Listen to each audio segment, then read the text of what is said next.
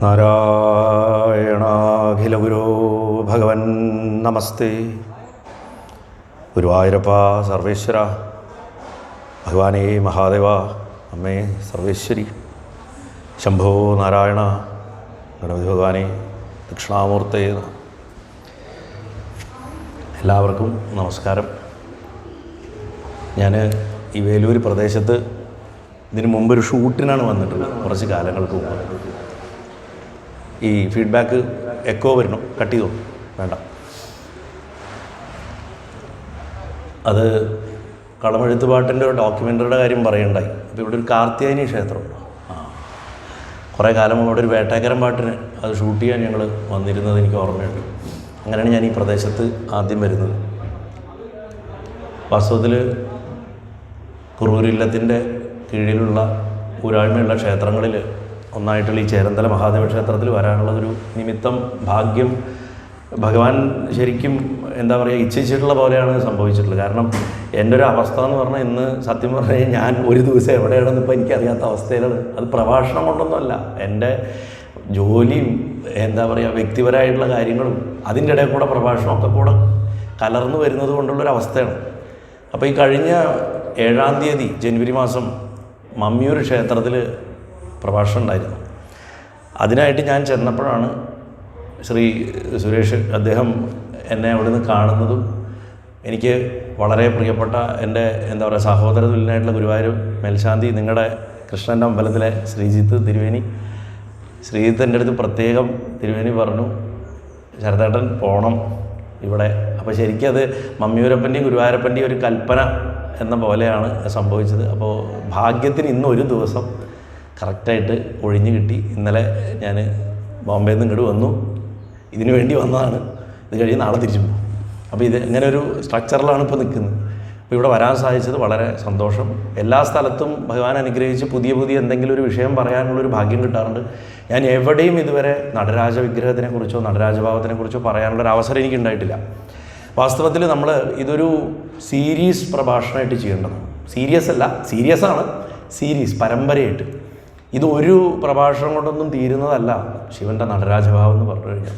അത്രയും ഗഹനമായ, അത്രയും ഭക്തിവർദ്ധകമായ, അത്രയും അത്ഭുതകരമായിട്ടുള്ള ഒരു ഭാവം ആണ് ഭഗവാന്റെ താണ്ഡവം. ഭഗവാനെ സംബന്ധിച്ചിടത്തോളം ഒരു പക്ഷേ നിശ്ചലന്മാരിൽ വെച്ച് ഏറ്റവും നിശ്ചലൻ ആരാന്ന് ചോദിച്ചാൽ ശിവനാണ്. അനക്കല്ല. കാരണം സകല വസ്തുക്കളുടെ ആത്മാവാണ് ശിവൻ എന്നാണ് സങ്കല്പം. ഞാനിവിടെ ശിവൻ എന്ന വാക്ക് പറയുമ്പോൾ അത് ജടാമകുടങ്ങൾ ധരിച്ച്, ചന്ദ്രക്കല ധരിച്ച്, കഴുത്തിൽ സർപ്പം ധരിച്ച രൂപത്തിലുള്ള ഒരാളെയല്ല പറയണം.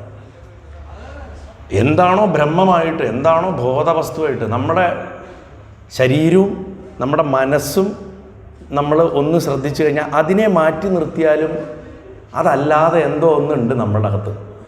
നമ്മുടെ മനസ്സുമല്ല, നമ്മുടെ ശരീരവും അല്ലാത്ത അതിനെ ബോധം എന്ന് പറയും. അത് ഉറങ്ങുമ്പോഴും ഉണ്ട്.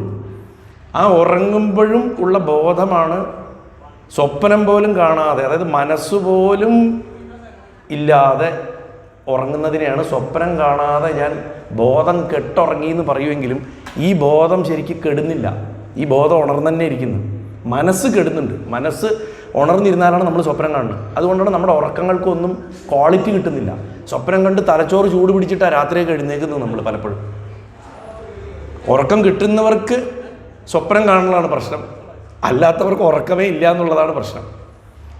പക്ഷെ സുഷുപ്തി, ഗാഠനിദ്ര ഉണ്ടായാൽ ആരാണ് രാവിലെ എഴുന്നേറ്റിട്ട് ഞാൻ സുഖമായി ഉറങ്ങി എന്ന് പറയണത്? മനസ്സാണത് പറയണമെന്നുണ്ടെങ്കിൽ മനസ്സുണർന്നിട്ടുണ്ടാവണം. മനസ്സുണർന്നിട്ടില്ല. മനസ്സുണർന്നാൽ നമ്മൾ സ്വപ്നം കണ്ടിട്ടുണ്ടാവും.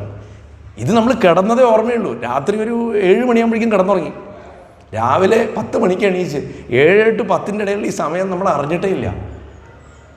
പക്ഷേ നമ്മൾ ഉറങ്ങിയും നമുക്കറിയാം. അതാരാണ് അത് പറയുന്നത്? അങ്ങനെയാണ് ബോധത്തിന് തിരിച്ചറിയാൻ പറ്റുക. നമ്മൾ എല്ലാവരും ഇപ്പോൾ ഇവിടെ ഇരിക്കുന്നുണ്ട്, നിങ്ങൾ ഓരോരുത്തരും ഈ കസേരകളിൽ ഇരിക്കുന്നുണ്ട്. ഞാൻ വളരെ എളുപ്പത്തിൽ തിരിച്ചറിയാൻ വേണ്ടിയിട്ട് പറഞ്ഞു കൊടുക്കാറുള്ള ഒരു കാര്യമാണ്. ഇതങ്ങനെ കസേരകളിൽ എല്ലാവരും ഇരിക്കുന്നത്. നിങ്ങളുടെ ശരീരങ്ങൾ ഇപ്പോൾ ഇതാത് കസേരകളിലായിരിക്കണത്. പക്ഷെ നിങ്ങളുടെ മനസ്സ് ഇവിടെ ആവണമെന്ന് ഒരു നിർബന്ധമില്ല. നിങ്ങൾ വീട്ടിൽ വെച്ചിട്ട് വന്നിട്ടുള്ള എന്തോ, അല്ലെങ്കിൽ കുറച്ച് കഴിഞ്ഞിട്ട് പോയിട്ട് ഇനി പോയിട്ട് വേണമല്ലോ, അല്ലെങ്കിൽ ഇവിടെ നിന്ന് കഴിച്ചിട്ട് ആദ്യം ക്യൂവിൽ ആര് കയറും? ഞാൻ രണ്ടാമത്തെ പന്തിയിൽ പെട്ടാലോ എന്നൊക്കെ നമ്മൾ ചിന്തിക്കും. ഞാൻ തമാശയ്ക്ക് പറയാം കേട്ടോ, ഒരു രസമായിട്ട് പറയണേ, അങ്ങനെ വിഷമമായിട്ട് വിചാരിക്കരുത്. അപ്പോൾ നമ്മുടെ മനസ്സിൽ അനവധി ചിന്തകളുണ്ട്. ചിലപ്പോൾ മനസ്സ് ഇവിടെ ആയിരിക്കില്ല, നിങ്ങളുടെ മക്കളാരെങ്കിലും വിദേശത്ത് എവിടെയെങ്കിലും ആയിരിക്കും, അവരുടെ അടുത്തായിരിക്കും നിങ്ങളുടെ മനസ്സിപ്പോൾ നിൽക്കുന്നത്. മനസ്സിന് വിദേശത്തേക്ക് പോകാൻ വിസ വേണ്ട. നമുക്ക് ഇവിടെ ഇരുന്ന് കഴിഞ്ഞാൽ കണ്ണടച്ചാൽ നമ്മളിപ്പോൾ കൈലാസത്തിലാണ്, തപ്പ കുംഭമേള പ്രയാഗരാജിലാണ്, ഇപ്പോൾ കണ്ണടച്ച് കഴിഞ്ഞാൽ നമുക്ക് ഗുരുവായൂരെത്താം. മനസ്സിന് നിയന്ത്രണങ്ങളേ ഇല്ല. ശരീരമാണ് നമ്മളെ ഒരു സ്ഥലത്ത് കെട്ടിയിടുന്നത്. ആ കെട്ടിയിട്ടിട്ടുള്ള ആ ശരീരം ഒരു സ്ഥലത്തും മനസ്സ് വേറൊരു സ്ഥലത്തും. പക്ഷേ ആദ്യം ശരീരത്തിനെ ശ്രദ്ധിക്കുക, ഞാൻ ഇവിടെയാണ്, എൻ്റെ മനസ്സെവിടെയാണ്, അത് വേറെ എവിടെയാണ്. പക്ഷേ ഈ മനസ്സിന്നും ഈ ശരീരത്തിലല്ലാത്ത എന്തോ ഒന്ന് അപ്പുറത്ത് മാറിയിരിക്കുന്നുണ്ട്. ശ്രദ്ധിച്ചാൽ എല്ലാവർക്കും കിട്ടും. അത് ശ്രദ്ധിക്കാത്തതാണ് നമ്മുടെ കുഴപ്പം. അതാണ് ധ്യാനം. നമ്മളൊക്കെ 24 മണിക്കൂറും ധ്യാനിക്കുന്നുണ്ട്. പണത്തിനെക്കുറിച്ച് ധ്യാനിക്കുന്നുണ്ട്, ബന്ധങ്ങളെക്കുറിച്ച് ധ്യാനിക്കുന്നുണ്ട്, നേടേണ്ട കാര്യങ്ങളെക്കുറിച്ച് ധ്യാനിക്കുന്നുണ്ട്. എന്തിലെങ്കിലും മനസ്സ് പോയേ അതിലുറച്ചാൽ അത് ധ്യാനമാണ്. അതിനെ ഭഗവാങ്കലാക്കേണ്ട പണിയേ ഉള്ളൂ ശരിക്കും. പക്ഷേ നമുക്കത് ചെയ്യാനുള്ള ഒരു ഡ്രൈവില്ല, ഒരു പ്രചോദനം നമുക്ക് വരുന്നില്ല. അപ്പോൾ ശരീരമല്ല മനസ്സുമല്ലാത്ത ഒരു വസ്തു അവിടെ ഇരിപ്പുണ്ട്. ആ വസ്തുവാണ് നമ്മളുണ്ട് എന്ന് നമ്മളെ ബോധ്യപ്പെടുത്തുന്നത്. കുറേ കാലം കഴിയുമ്പോൾ ഈ മനസ്സും ഈ ശരീരവുമായിട്ട് ആ ബന്ധം കട്ട് ചെയ്ത് കളയും. ഡൈവോഴ്സാവും. ബന്ധം കട്ട് ചെയ്താൽ മരണം. പിന്നെ ആ ബോധം മറ്റൊരു ശരീരത്തിലായിരിക്കും. അതുകൊണ്ട് ഈ ബോധം തന്നെയാണ് ആത്മാവ് എന്ന് പറയുന്നതും. ആ ആത്മാവ് മാത്രമേ ഈ പ്രപഞ്ചത്തിൽ സത്യമായിട്ടുള്ളൂ. ഭാഗവതം അതുകൊണ്ടാണ് സത്യം പരം ധീമഹി എന്ന് പറയാൻ കാരണം. അത് പ്രവർത്തിക്കണമെങ്കിൽ അത് നിശ്ചലമായിട്ട് ഇരുന്നാൽ അതിനതിൻ്റെ സ്വരൂപം കിട്ടുകയും ചെയ്യും. അത് പ്രവർത്തിക്കണമെങ്കിൽ അത് ചലിക്കുകയും വേണം. നിശ്ചലമായിട്ട് ഇരുന്നാൽ അത് ശിവനാണ്, അത് ചലിച്ചാൽ അത് നടരാജനാണ്. ഇതാണ് അതിൻ്റെ വ്യത്യാസം. വളരെ എളുപ്പത്തിൽ പറഞ്ഞാൽ ആക്ടിവിറ്റി, പ്രവർത്തനം എവിടെ ഉണ്ടാവുന്നോ അവിടെയൊക്കെ നടരാജനുണ്ട്. അത് ജീവനുള്ള വസ്തുക്കൾ മാത്രമല്ല. ഇപ്പം നമ്മൾക്കിപ്പോൾ സയൻസ് പഠിക്കുമ്പോൾ കുട്ടികൾക്കറിയാം, നമ്മളൊരു കല്ലിനെ എടുത്തിട്ട് അതിൻ്റെ ഏറ്റവും ചെറിയ ഘടകത്തിലേക്ക് പോയാൽ അതിനെ നമ്മൾ അണു എന്ന് പറയും, ഒരു ആറ്റം. ആ ആറ്റത്തിൻ്റെ ഉള്ളിലൊരു ചലനം നടക്കുന്നുണ്ട്, ഇലക്ട്രോണുകൾ ഓടുന്നുണ്ട്, അല്ലേ? സഞ്ചരിച്ചുകൊണ്ടേയിരിക്കുന്നു. പല വിധത്തിലുള്ള മൂവ്മെൻറ്റുകൾ പ്രപഞ്ചത്തിൽ നമ്മൾ ജഡവസ്തുക്കളാണെന്ന് കരുതുന്നതിൽ അകത്ത് പോലും സംഭവിക്കുന്നുണ്ട്. മാറ്റങ്ങൾ വരുന്നുണ്ട്, പരിവർത്തനം വരുന്നുണ്ട്. നമ്മൾ ഭക്ഷണം കഴിക്കണം, ഭക്ഷണം ശരീരത്തിൽ കുറച്ച് ഭാഗം പിടിക്കണം, കുറച്ച് ഭാഗം വിസർജ്യമായിട്ട് പോകണം. ആ ശരീരത്തിൽ പിടിച്ചത് നമ്മുടെ ശരീരത്തിലെ കോശങ്ങളായിട്ട് മാറുന്നു. നമ്മൾ ചായ മാറുന്നു, തടി വയ്ക്കുന്നു, മെലിയുന്നു, പലതും സംഭവിക്കുന്നു. വർഷങ്ങൾ കടക്കുമ്പോൾ ഒരു വയസ്സുള്ള നമ്മുടെ രൂപമല്ല 30 വയസ്സാകുമ്പോൾ, ആ വയസ്സുള്ള രൂപമല്ല 60 വയസ്സാകുമ്പോൾ, മാറിക്കൊണ്ടേ ഇരുന്നിരിക്കുന്നു. എന്തോ ഒരു ചലനം ഇതിൻ്റെ അകത്ത് സംഭവിച്ചിട്ടുണ്ട്. ചലനം സംഭവിക്കാണ്ട് മാറ്റം സംഭവിക്കില്ല. ആ ചലനം തന്നെയാണ് നടരാജൻ്റെ നൃത്തം എന്ന് പറയുന്നത്. ഈ ചലനത്തിനെ ധ്യാനിക്കാൻ എന്ന് ഋഷിമാർ തുടങ്ങിയോ അന്ന് നടരാജഭാവം ചർച്ച ചെയ്യപ്പെടാനും തുടങ്ങി. നടരാജഭാവത്തിന് പൗരാണികമായിട്ട് വേദത്തിലൊന്നും ചിലപ്പോൾ വലിയ പ്രമാണങ്ങളൊന്നും കാണാൻ പറ്റില്ല എന്നല്ല, അത് അന്വേഷിച്ച് പോയി കഴിഞ്ഞു കഴിഞ്ഞാൽ പ്രപഞ്ചത്തിൽ ഊർജത്തിൻ്റെ നീക്കുപോക്കുകളെ കുറിച്ചിട്ടുള്ള മന്ത്രങ്ങളൊക്കെ നമുക്ക് കാണാൻ പറ്റുന്നുണ്ടെങ്കിലും ഈ നടരാജൻ എന്നുള്ള സങ്കല്പം നമ്മൾ തെക്കേ ഇന്ത്യക്കാരുടെ സ്വന്തം സൃഷ്ടിയാണ്.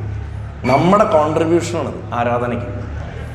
99% ഇന്ന് ആര്യൻ ഹിന്ദുമതത്തിൽ വരുന്ന വിഷയങ്ങളൊക്കെ തന്നെ, അല്ലെങ്കിൽ ബ്രാഹ്മണിക്കൽ ഹിന്ദുമതം എന്ന് പറയുന്ന സിസ്റ്റത്തിൽ വരുന്നതൊക്കെ തന്നെ നോർത്ത് നിന്ന്, വടക്കേ ഇന്ത്യയിൽ നിന്ന് വന്നിട്ടുള്ള കാര്യങ്ങളായിരിക്കാം. പക്ഷേ നമ്മുടെ അനവധി തനത് സമ്പ്രദായങ്ങൾ നമുക്ക് ഈ നാട്ടിലുണ്ടായിരുന്നു. ആ തനത് സമ്പ്രദായങ്ങളിൽ ചിലവ മാത്രമാണ് ഒരു സ്റ്റാറ്റസ് കിട്ടിയിട്ട് മേലോട്ടേക്ക് വന്നത്. സ്റ്റാറ്റസ് ഇല്ലാതെ ഇപ്പോഴും കിടക്കുന്ന നമ്മുടെ എത്രയോ നാടൻ ദേവതകളുണ്ട്, അവരെ അംഗീകരിച്ചിട്ടില്ല. അതുകൊണ്ട് തന്നെ ഇന്ന് അവരുടെ അമ്പലങ്ങളും ക്ഷയോന്മുഖമായി പോയി. പല സ്ഥലത്തും കുടുംബങ്ങളുടെ ദുരിതവും വീട് വിൽപ്പന ഭൂമി വിൽക്കാൻ പറ്റാണ്ട് ഒക്കെ വരുന്നതിൻ്റെ രഹസ്യം എന്താ വെച്ചാൽ അത്തരം ദേവതകളെ നിരാകരിച്ചതിൻ്റെ ഫലമാണ്. പക്ഷെ ചില ദേവതാ സമ്പ്രദായങ്ങൾക്ക് ഒരു ഭാഗ്യം കിട്ടി, അതിൻ്റെ മഹിമ മനസ്സിലാക്കിയിട്ട് അതിനെ ഉയർത്തിക്കൊണ്ടുവന്നു. അല്ലെങ്കിൽ അതിനെ ഒരു ലാർജറായിട്ടുള്ള, ഒരു വിശാലമായിട്ടുള്ള ഒരു ആരാധനാ സമ്പ്രദായത്തിൻ്റെ ഭാഗമായിട്ട് അംഗീകരിക്കാനുള്ള മനസ്സ് കാണിച്ചു. അങ്ങനെ വന്നിട്ടുള്ളതിൽ മഹാദേവൻ്റെ ആരാധനകളിൽ ശുദ്ധമായിട്ട് തെക്കൻ നാട്ടിൽ നിന്ന് വന്നിട്ടുള്ള ആരാധനയാണ് നടരാജഭാവം. നടരാജൻ്റെ രൂപം, നമ്മൾ ഇന്ന് കാണുന്ന രൂപം ഉണ്ടാവുന്നത് രാജരാജ ചോഴൻ്റെ കാലത്താണ്. വലിയ പഴക്കമൊന്നും ശരിക്കും നടരാജ സങ്കല്പത്തിന് പറയാൻ പറ്റില്ല ഇന്നത്തെ രൂപത്തിൽ. നടരാജൻ ഇന്ന് നമ്മൾ കാണുന്ന ഈ വിഗ്രഹഭാവം ചോഴൻ്റെ കാലത്താണ് സംഭവിക്കുന്നത്. ചോഴന്മാരെ സംബന്ധിച്ചിടത്തോളം അവരുടെ രാജകീയ പ്രൗഢിനി, ഇപ്പോൾ നിങ്ങളൊക്കെ പൊന്നിയിൻ സെൽവൻ സിനിമ കണ്ടിട്ടുണ്ടാവും അല്ലേ? പൊന്നിയിൻ സെൽവൻ സിനിമ കണ്ടിട്ടുള്ളവർ അങ്ങനെ പറഞ്ഞാൽ ഇപ്പോൾ കുട്ടികൾക്കൊക്കെ മനസ്സിലാവുള്ളൂ. ചോഴൻ എന്നൊക്കെ പറഞ്ഞു കഴിഞ്ഞാൽ ഇല്ലെങ്കിൽ മനസ്സിലാവില്ല. അത് അരുൾമൊഴിവർമ്മൻ എന്ന് പറഞ്ഞിട്ട് ജയം രവി അഭിനയിച്ചൊരു കഥാപാത്രമുണ്ട്. ആ ആളാണ് രാജരാജൻ. പിൽക്കാലത്ത് രാജരാജ ചോഴനായിട്ട് മാറുന്നത് ഈ ബൃഹദീശ്വരൻ ക്ഷേത്രം പണിയണതും ഇത്രയും വലിയ കരിങ്കല്ലിലെ ഒരു അത്ഭുതമായിട്ട് നമ്മൾ കാണുന്ന തഞ്ചാവൂരിലെ ക്ഷേത്രം പണിയണതും ഒക്കെ അദ്ദേഹമാണ്. അദ്ദേഹം തന്നെയാണ് തളിപ്പറമ്പിലെ രാജരാജേശ്വര ക്ഷേത്രത്തിൻ്റെ ഗോപുരം പണിത്. അതുകൊണ്ടാണ് തളിപ്പറമ്പപ്പന് അദ്ദേഹത്തിന് ശരിക്കും ശങ്കരനാരായണ ഭാവമാണ് അവിടെ ഭഗവാന്. അവിടെ കൂവളം ഉപയോഗിക്കാത്ത ശിവക്ഷേത്ര. തളിപ്പറമ്പ് രാജരാജേശ്വരൻ കൂവളം ഉപയോഗിക്കില്ല. ആ ഗോപുരം രാജരാജൻ പണിതുകൊണ്ടാണ് അതിന് രാജരാജേശ്വരൻ എന്ന് പേര് വന്നത്. ആ ഗോപുരമാണ് ഇപ്പോൾ തകർന്നു കിടക്കുന്നതും ഇപ്പം പുനരുദ്ധരിക്കാനുള്ള ശ്രമങ്ങൾ നടക്കുന്നുണ്ട്. കേരളാക്രമണ കാലത്ത് അദ്ദേഹം പണിതാണത്. ഈ രാജരാജൻ അനവധി ക്ഷേത്രങ്ങൾ പണിതിട്ടുണ്ട്. ചിദംബരം ക്ഷേത്രത്തിൻ്റെ കനകസഭ പണിയണത് അദ്ദേഹമാണ്. ചിദംബരം ക്ഷേത്രത്തിൻ്റെ ഉള്ളിൽ നിന്ന് അനവധി ഗ്രന്ഥങ്ങൾ വീണ്ടെടുത്തത് രാജരാജനാണ്. അപ്പോൾ രാജരാജൻ്റെ കാലത്താണ് ഇത്ര ഈ ചോഴ ശില്പികൾ, അത് നമ്മൾ ചോള സ്റ്റൈൽ എന്നാണ് പറയുക. ഈ വിഗ്രഹ നിർമ്മാണത്തിൽ ചോള സ്റ്റൈൽ. നമുക്ക് കേരളത്തിൽ ചോള സ്റ്റൈലിലുള്ള ശില്പങ്ങൾ കാണണമെങ്കിൽ നേരെ കൊടുങ്ങല്ലൂരടുത്ത് തിരുവഞ്ചിക്കുളം അമ്പലത്തിൽ ചെല്ലാം. എൻ്റെ അച്ഛൻ്റെയൊക്കെ കുടുംബത്തിൻ്റെ അവകാശങ്ങളുള്ള ക്ഷേത്രമാണ്. ഞാൻ കുട്ടിക്കാലം തൊട്ടിട്ട് കേരളത്തിലെ ഏറ്റവും കൂടുതൽ ഉപദേവന്മാരുള്ള ക്ഷേത്രം അത്. 63 ഉപദേവന്മാരാണ് അവിടെ. അതിവിശേഷമായിട്ടുള്ളൊരു നടരാജ വിഗ്രഹം അവിടെ ഇരിക്കുന്നുണ്ട്. ചേരന്മാരുടെ കാലത്ത് അത്രയും പഴക്കമുള്ളൊരു ക്ഷേത്രമുണ്ട്. പ്രദോഷമൂർത്തി എന്നാണ് പറയുക. ഈ നടരാജൻ്റെ രൂപം ഉണ്ടായി വന്നതിൻ്റെ ഒരു കഥ ഉണ്ട്. അത് കഥയാണ്. കഥ വെച്ചാൽ ചിദംബരം ക്ഷേത്രത്തിലാണ് നമ്മൾക്കൊക്കെ അറിയുന്ന ഏറ്റവും പ്രസിദ്ധമായിട്ടുള്ള നടരാജ വിഗ്രഹം ഇരിക്കുന്നത്.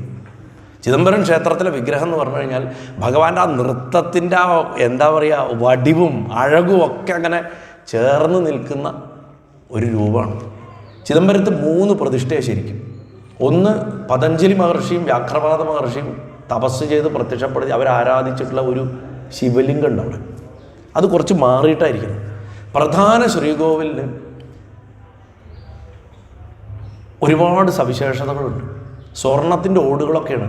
അതിന് ഇത്ര എണ്ണം നമ്മുടെ ശരീരത്തിലെ നാഡികളുടെയൊക്കെ കണക്കിൽ അത് ഉണ്ടാക്കിയിരിക്കുന്നു.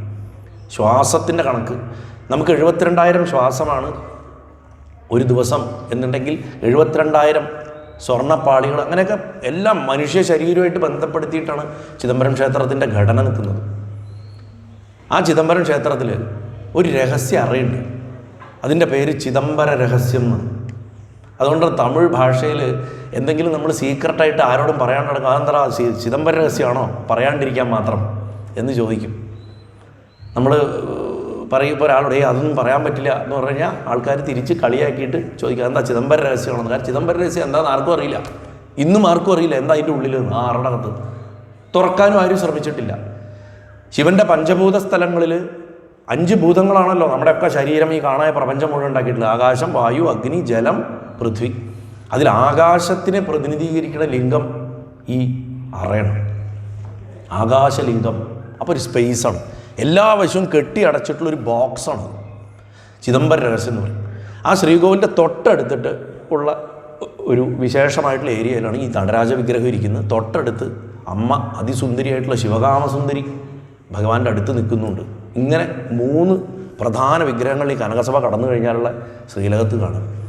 അതിൽ ഈ ചിദംബരം രഹസ്യം നിൽക്കുന്ന അറയുടെ അകത്തേക്ക് നോക്കാൻ നമുക്കൊരു കിളിവാതിലുണ്ട്. അകത്ത് നോക്കിയാൽ ഇരുട്ട് മാത്രമേ കാണുള്ളൂ, ഒന്നും കാണില്ല. അവരൊരു തിരശീല നീക്കിക്കഴിഞ്ഞാൽ ആ തിരശീലയുടെ അപ്പുറത്ത് എന്തോ തിളങ്ങണ കാണാം. സ്വർണം കൊണ്ടുള്ള കൂവളത്തിൻ്റെ ഇലകൾ തൂക്കിയിട്ടിട്ടുണ്ട്. അതിൽ വെളിച്ചം തട്ടുമ്പോൾ ഉണ്ടാവണ റിഫ്ലക്ഷനിൽ നമുക്ക് ആ ഇരുട്ടത്ത് ഇങ്ങനെ ഗോൾഡിൻ്റെ എന്തോ അങ്ങനെ ഒരു മാല കിടക്കണതേ കാണുള്ളൂ. അതിൻ്റെ അപ്പുറത്ത് എന്താന്ന് ഇന്നും ആർക്കും അറിയില്ല. അത് തിരുമൂല നായനാരുടെ സമാധിയാണെന്നൊക്കെ സങ്കല്പമുണ്ട്. ഞാൻ എന്തിനെന്ന് പറഞ്ഞു വരണം വെച്ചാൽ ഈ ചിദംബരം ക്ഷേത്രത്തിലെ വിഗ്രഹം എങ്ങനെ വന്നു എന്നുള്ളതിൻ്റെ കഥയാണ്. ലോകത്തിൽ നമ്മൾ ഇന്ന് കാണുന്ന നടരാജ വിഗ്രഹങ്ങളിലൊക്കെ വെച്ച് ആദ്യമുണ്ടായ നടരാജൻ ചിദംബരത്തെ നടരാജനാണെന്നാണ്. അതിനു മുമ്പ് ഈ രൂപം ആരും കണ്ടിട്ടില്ല. അതുണ്ടാക്കിയ ശില്പിയെക്കുറിച്ച് നമുക്കറിയില്ല. എങ്ങനെയാണ് ഈ വിഗ്രഹം വന്നത്, എങ്ങനെ ഒരു രൂപം ഉണ്ടാക്കുന്നത്. ഇപ്പം ഇങ്ങനൊരു നിലവിളക്കിൻ്റെ ഈ രൂപം ആദ്യം ആരായിരിക്കും ആലോചിച്ച് ഡിസൈൻ ചെയ്തത് നമ്മൾ ഇന്നേ വരെ ആലോചിച്ചിട്ടുണ്ടോ? ചെറുപ്പം തൊട്ട് കൊളുത്തണല്ലേ വീട്ടിൽ. ഈ നിലവിളക്കിൻ്റെ ഈ രൂപം ഇങ്ങനെ അല്ലാണ്ട് വേറെ ഈ രൂപത്തിൽ ഉണ്ടാക്കിയാൽ പോരെ? അങ്ങനത്തെ ആകൃതികൾ നമ്മൾ നമ്മുടെ സംസ്ഥാനത്തിൻ്റെ പുറത്ത് കിടന്നാൽ കാണുന്നുണ്ടല്ലോ. അപ്പം എന്തൊരാകൃതിയിലും എന്തൊരു വസ്തു ഉണ്ടാക്കുന്നതിൻ്റെ പുറകിലൊരു ആശയം അവിടെ വന്നിട്ടുണ്ടാവണം അല്ലേ? ഈ ലൈറ്റിൻ്റെ സ്റ്റാൻഡ് ഇങ്ങനെ ക്ലാമ്പുകൾ കൊടുക്കാം, അതൊരു എഞ്ചിനീയറിംഗ് ആണ്, ഒരു ആശയം അവിടെ വന്നിട്ടുണ്ട്.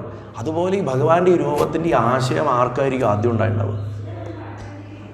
ഭഗവാനെ സംബന്ധിച്ചിടത്തോളം അനവധി കഥകൾ നടരാജമൂർത്തിയെ കൊണ്ടുണ്ടെങ്കിലും എനിക്ക് വ്യക്തിപരമായിട്ട് ഞാനിത് 1-2 സ്ഥലത്ത് ഈ കഥ ഞാൻ പണ്ട് പറഞ്ഞിട്ടുണ്ട്.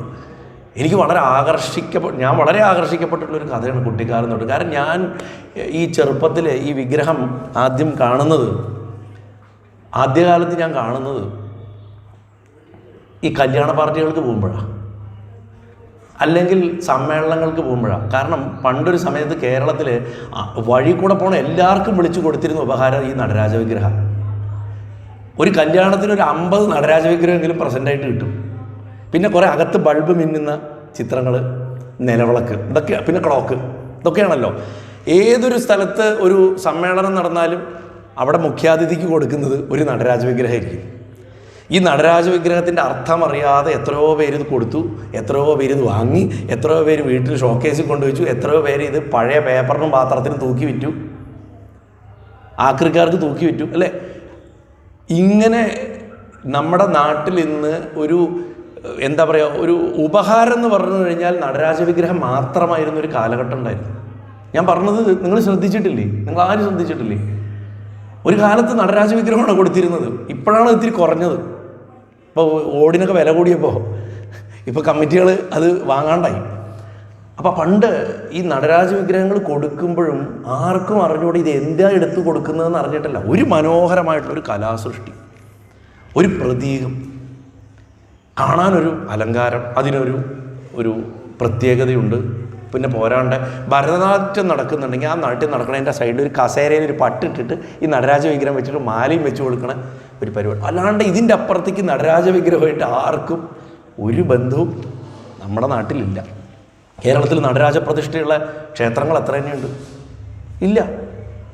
തിരുവഞ്ചിക്കുളം ക്ഷേത്രത്തിലുണ്ട്. ഏറ്റുമാനൂർ ക്ഷേത്രത്തിൽ അതിമനോഹരമായിട്ടുള്ള ഒരു ചോർച്ചിത്രമുണ്ട് നടരാജൻ്റെ. അങ്ങനെ നടരാജൻ്റെ ചോർച്ചിത്രമുള്ള മറ്റു ക്ഷേത്രങ്ങളുണ്ട്, ചോർച്ചിത്രങ്ങളുണ്ട്. അതിൽ ഏറ്റുമാനൂരത്തെ വളരെ വിശേഷം. പക്ഷെ നമ്മളാരും നടരാജനെ ആരാധിക്കാറില്ല ഇവിടെ. അപ്പം നമുക്കത് വെറൊരു ഉപഹാരം മാത്രമായിരുന്നുകൊണ്ട് ഇതിൻ്റെ ഉള്ളിൽ ഉള്ള അതിൻ്റെ പവർ എന്താണെന്ന് നമ്മൾ മനസ്സിലാക്കിയിട്ടില്ല. പിന്നെ ചിലർ പറയും വീട്ടിൽ നടരാജൻ്റെ വിഗ്രഹം വെക്കരുത്, ശിവലിംഗം വെക്കരുതെന്ന് പറഞ്ഞിട്ട് നടരാജൻ്റെ വിഗ്രഹം വെക്കരുത് എന്നൊക്കെ പറഞ്ഞിട്ട് അങ്ങനെ ഈ വിശ്വാസങ്ങൾ വെച്ചിട്ടുള്ള വർത്തമാനങ്ങളല്ലാണ്ട് ആരും ഇതിനെക്കുറിച്ച് ചർച്ച ചെയ്യുകയോ പഠിക്കുകയോ ചെയ്തിട്ടില്ല. പിന്നെ നമ്മൾ മലയാളികൾക്ക് വേറൊരു വലിയൊരു കുഴപ്പം എന്താണെന്ന് വെച്ചാൽ ഈ തമിഴ്നാട്ടിൽ നിന്നുള്ളതിനോടൊക്കെ പുച്ഛ. വാസ്തവത്തിൽ നമ്മൾ വെറും പുഴുക്കളാണ്. അവരുടെ സാഹിത്യവും അവരുടെ ആധ്യാത്മികതയും നോക്കുമ്പോൾ നമ്മളൊന്നുമല്ല. ഒരു കാലത്ത് അതിൻ്റെ ഭാഗമായിരുന്നു ഇതും. എനിക്ക് പലപ്പോഴും തോന്നുന്നുണ്ട് എന്ന് അവിടെ ആയിട്ടുള്ള ബന്ധം പോയോ അന്ന് നശിക്കാൻ തുടങ്ങിയതാണ് ഈ സ്ഥലം. ഈ ചേരനാടിൻ്റെ നാശം എന്ന് തമിഴ്നാടുമായിട്ടുള്ള ബന്ധം അന്ന് തൊട്ട് നശിച്ചു എന്നുള്ളതാണ്. അന്ന് തൊട്ടാണ് ശരിക്കും പറഞ്ഞാൽ പൊള്ളയായിട്ടുള്ളൊരു സംസ്കാരത്തിലേക്ക് ഇത് പോകുന്നത്. ശിവൻ്റെ നാട് തന്നെ തമിഴ്നാടെന്നാണ് പറയുക. തെന്നാടുடைய ശിവനെ പോറ്റി എല്ലാവർക്കും ഇരവാ പോറ്റി എന്നാണ്. കൈലാസത്തിലെ ശിവൻ ഇരിക്കണമെങ്കിലും ശിവനെ കൊണ്ടാടിയിട്ടുള്ളത് തെക്കൻ നാട്ടിലാണ്. ആ ശിവനെ കൊണ്ടാടിയ തെക്കൻ നാടിൻ്റെ മഹിമയാണ് നമ്മുടെ നാട്ടിൽ കാണുന്ന ഈ മഹാക്ഷേത്രങ്ങളൊക്കെ. ശ്രീകണ്ഠേശ്വരവും ശുചീന്ദ്രവും അല്ലെങ്കിൽ എന്താ പറയുക ഏറ്റുമാനൂരും വൈക്കവും കടുത്തുരുത്തിയും തിരുനക്കരയും വടക്കുന്നാഥനും രാജരാജേശ്വരനും എത്ര തിരുവഞ്ചിക്കുളം, ഇങ്ങനെ എത്ര മഹാക്ഷേത്രങ്ങളാണ് ശിവൻ്റെ. ഇതിന് മുഴുവൻ ഒരു പഴയ തമിഴ് പാരമ്പര്യമുണ്ട് നമ്മുടെ ഈ ക്ഷേത്രങ്ങൾക്കൊക്കെ. നമ്മുടെ ഇവിടങ്ങളിൽ ഈ പ്രദോഷം എന്നുള്ളത് വളരെ വിശേഷമായിട്ട് ആചരിക്കുന്നതാണ്. ഈ പ്രദോഷത്തിനൊരു സ്തോത്രമുണ്ട്. ആ പ്രദോഷ സ്തോത്രത്തിൽ കൃത്യമായിട്ട് പറയുന്നുണ്ട്, കൈലാസശൈലഭവനെ ത്രിജഗജ്ജനിത്രീം ഗൗരിം നിവേശയ കനകാഞ്ചിത രത്നപീഠേ നൃത്യം വിധാതുമഭി വാഞ്ചൈ ശൂലപാണോ ദേവാ പ്രദോഷ സമയേ അനുഭജന്തി സർവേ. കൈലാസത്തിൽ കനകരത്നമയമായിട്ടുള്ള പീഠത്തിൽ ഭാര്യയെ കൊണ്ടുവന്ന് അമ്മയെ ഇരുത്തിയിട്ട് അവൾക്ക് കാണാൻ വേണ്ടിയിട്ട് നൃത്തം ചെയ്യണം ശിവൻ. മഹാദേവനെ സംബന്ധിച്ചിടത്തോളം ഭഗവാന് 4 ഭാവങ്ങളാണ്. സൗമ്യം, സൗമ്യം ച സ ഉമ, ഉമയോട് കൂടിയത് സൗമ്യം. ഉമ കൂടെ ഉണ്ടെങ്കിൽ സൗമ്യമായിരിക്കും. സോമൻ എന്ന് പറഞ്ഞാൽ ശരിക്കും സോമ സ ഉമ എന്നാണ് ശബ്ദം. ഉമയോട് കൂടിയ ശിവനാണ് സോമൻ ശരിക്കും. അത് ചന്ദ്രനെ കുറിക്കുകയും ചെയ്യണം. ഉമയോടുകൂടി ശിവൻ ഇരുന്നാൽ, ആത്മാവ് ശരീരത്തോടു കൂടി ഇരുന്നാൽ, ഉമ ശരീര, നമ്മുടെ ശരീരമാണ്. ശ്രീപാർവതി പ്രകൃതിയാണ്, നമ്മുടെ ശരീര. നമ്മുടെ അകത്തിരിക്കണ ആത്മാവ് എന്ന് പറയുന്നത് ശിവനാണ്. അത് ചേർന്നിരുന്നാൽ സോമശബ്ദമായി. ഈ സോമൻ തന്നെയാണ് മനസ്സ്. അപ്പോൾ ആത്മാവ് ഏത് ശരീരത്തിലിരിക്കുന്നോ അതിനനുസരിച്ച് മനസ്സ്. അതാണ് നമ്മുടെ ഐഡൻറ്റിറ്റി. മരിച്ചു കഴിഞ്ഞാലും പ്രേതാവസ്ഥ എന്ന് പറയുന്നത് ശരീരം ഇല്ലാന്നേ ഉള്ളൂ. ആ ശരീരത്തിൽ ഇരുന്ന കാലത്ത് ആത്മാവ് ഉണ്ടാക്കിയെടുത്ത മനസ്സും ആത്മാവും കൂടെ ചേർന്ന് നിൽക്കുന്ന അവസ്ഥയാണ് പ്രേതം. ശിവന്, ശിവക്ഷേത്രങ്ങൾക്ക് വളരെ പ്രാധാന്യമാണ്. പ്രേതാവസ്ഥകളുടെ ശരണസ്ഥാനം എന്നുള്ള നിലയ്ക്ക് ഒരു ശിവക്ഷേത്രം എത്ര പാഴടഞ്ഞ് കിടന്നാലും, എത്ര ആളില്ലാണ്ട് കിടന്നാലും, മനുഷ്യനില്ലെങ്കിലും അവിടെ ഭൂതപ്രേത പിശാചാദികൾക്ക് സൗഖ്യമായിട്ട് ഇരിക്കാൻ പറ്റും. അവരെ കൊണ്ട് മറ്റുള്ളവർക്ക് ഉപദ്രവം ഉണ്ടാവില്ല. ഒരു ശിവക്ഷേത്രമുള്ള സ്ഥലത്ത് അവർ പൂജ കഴിച്ചോളും, നമ്മളറിയുണ്ടാവില്ല. നമ്മളെ നോക്കുമ്പോൾ കല്ലൊക്കെ പൊട്ടിക്കിടക്കുന്നുണ്ടാവും, ഒന്നുമില്ല. അവരാ ചൈതന്യം. കാരണം ഭഗവാന് മാത്രമേ അവർക്ക് സൗഖ്യം കൊടുക്കാൻ പറ്റുള്ളൂ.